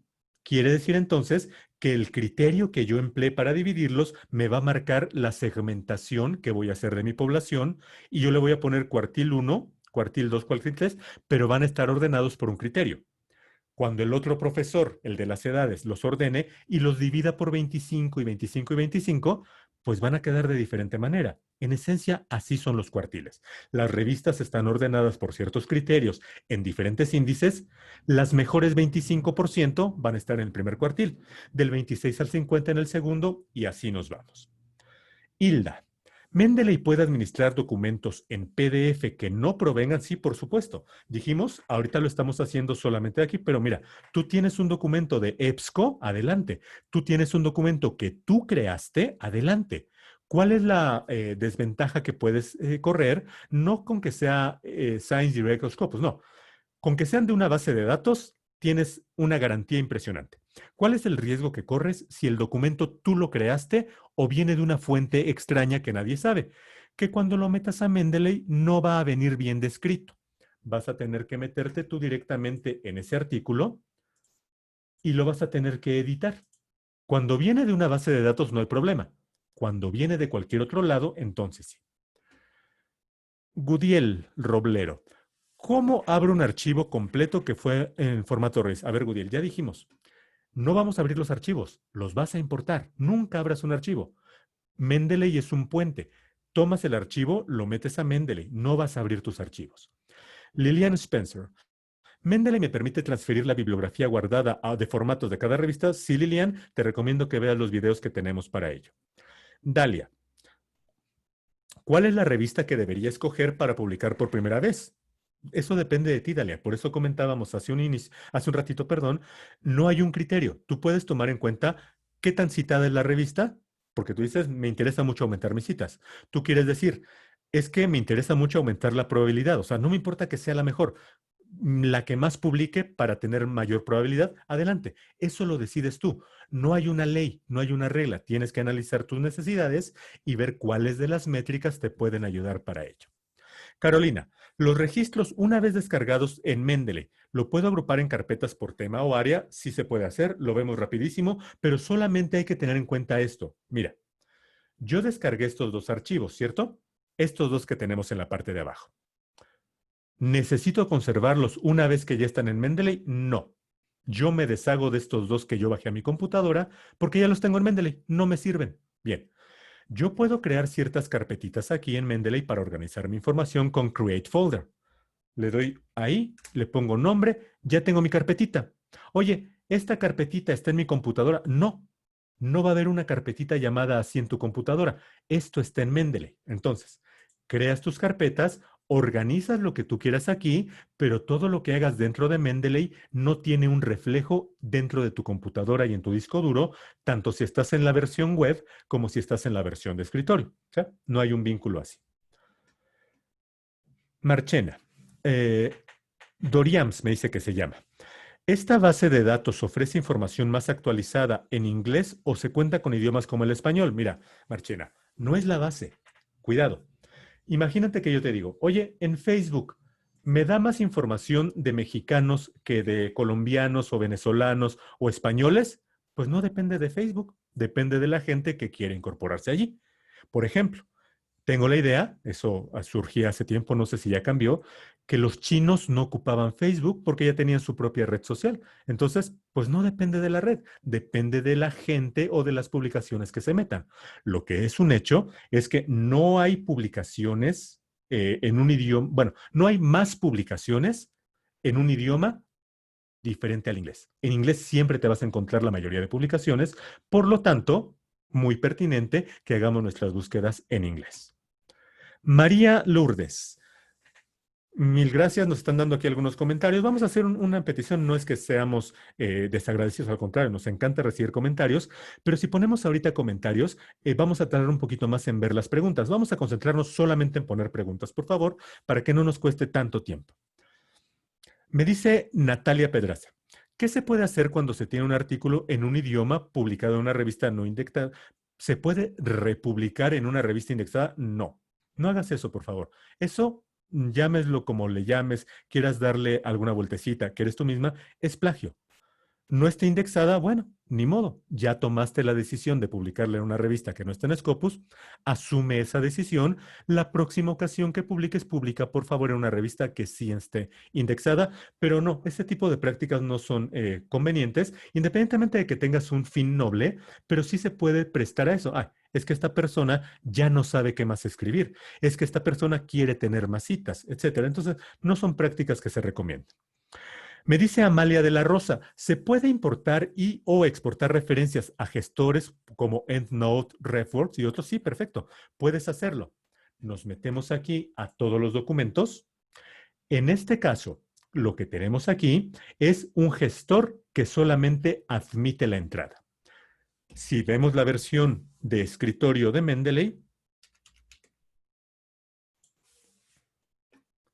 déjame abrirla. Se está abriendo mi Mendeley, pero mira, cualquier gestor de referencias debe permitir eso. Aquí yo le voy a dar clic, vamos a pensar que tenemos aquí muchos documentos. Yo le voy a dar clic en el menú File y le voy a dar Export. No hay un vínculo directo. O sea, tú exportas y el formato que yo te recomiendo es RIS. Ese archivo RIS tú lo importas a tu gestor de referencias y no hay ningún problema. María Esther. Ok, nuevamente felicitaciones. ¿Cómo se identifican los cuartiles? Ya hablamos de eso, Juan Santiago. No es que exista un valor único para los cuartiles. Me dice Natalia Pedraza otra vez, tengo documentos que he publicado en congresos online, pero no son revistas. ¿Se pueden publicar como artículos? Bueno, a ver, vamos a tomar en cuenta también la naturaleza de la información. Que algo esté en Scopus no depende del artículo, no depende del autor. ¿De quién depende? De que la revista esté indizada en Scopus. Por lo tanto, tú has hecho congresos. Perfecto. Esos congresos están publicados en una revista que está en Scopus, ya están en Scopus. Tú no puedes mandar algo a Scopus. La revista somete su candidatura para decir, me interesa formar parte. Scopus dice, después de hacer un análisis, adelante, cumples con los requisitos. No los cumples, entonces todo lo que se publique en esa revista va a formar parte de Scopus, pero no son artículos individuales, sean congresos o cualquier otro tipo de información. Aquí me dice Carlos Chaparro, ¿se puede descargar la extensión de Scopus o ScienceDirect? Perdón, no sé a qué extensión te refieras, Carlos. Si me puedes explicar un poquito más, te lo agradeceré mucho. Mario, ¿las referencias creadas en Mendeley se pueden configurar en función de necesidades? Sí, eso tú lo puedes revisar en los videos que tenemos sobre cómo dar formato. Recuerda, en esta sesión solamente estamos viendo cómo gestionar tus referencias. Me dice Roberto Solís, ¿qué procedimientos hay para identificar temas emergentes? Roberto, lo explicamos en esta sesión. Si no tomaste nota, revisa por favor la grabación. Lo tenemos cuando empezamos a hablar sobre el análisis. Jairo Córdoba, para construir análisis de datos con BOS Viewer, ¿es mejor hacerlo con cuál tipo de archivos? Perdón, Jairo, honestamente desconozco BOS Viewer. Yo estoy hablando ahorita de ScienceDirect, de Scopus, de Mendeley. No conozco este programa, entonces perdóname por la falta de respuesta.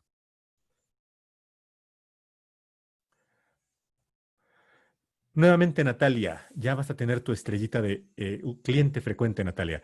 Soy nueva investigadora. He visto que puedo subir mis documentos a la sesión Mis publicaciones.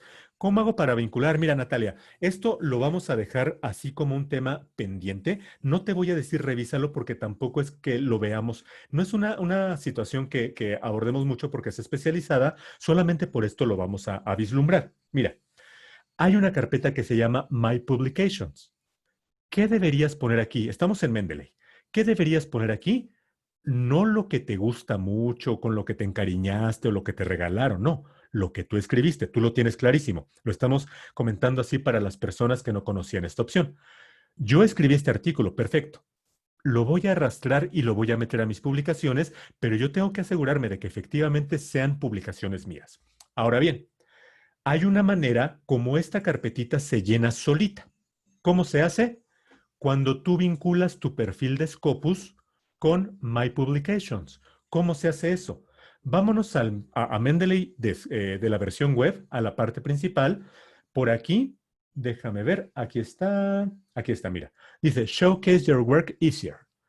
Conéctate con Scopus. Tú vinculas tu perfil de Mendeley con Scopus y vas a tener todo. Si tienes duda, Natalia, mándame un mensaje de correo. Al final te pongo mi dirección para que me mandes las preguntas que surjan. Mil gracias, por favor. Por favor, mándame ese mensajito. Chicos, recuerden por favor esto. Yo no controlo los productos que no sean los que estamos hablando. O sea, yo te explico cómo funciona aquí. Si otro producto puede hacer cosas con estos, honestamente, eso yo lo desconozco. Tendrías que revisarlo directamente con cualquier otro proveedor de servicios. Me dice Miriam Ramírez, cuando una palabra en español no tiene una traducción al inglés, ¿cómo es mejor buscarla? Por sinónimo o utilizando la palabra sin traducir. Habría que ver casos particulares, Miriam. Lo mismo si quieres ahondar, mándame un mensaje de correo. Pero mira, no tengo una variante de esta palabra en otro idioma. Ponlo así. O sea, México. No lo puedo decir en otro, México o con otra, pues es que así se escribe. Si no existe una traducción, hay que ponerla así de ese modo. Si tienes algún sinónimo en el mismo idioma, por supuesto, haya o no haya traducción, tienes que utilizarlo. Pero cuando no hay una traducción, pues es que no hay mucho hacia dónde correr. O sea, tienes que ponerla en esa forma y no vamos a estar inventando terminología.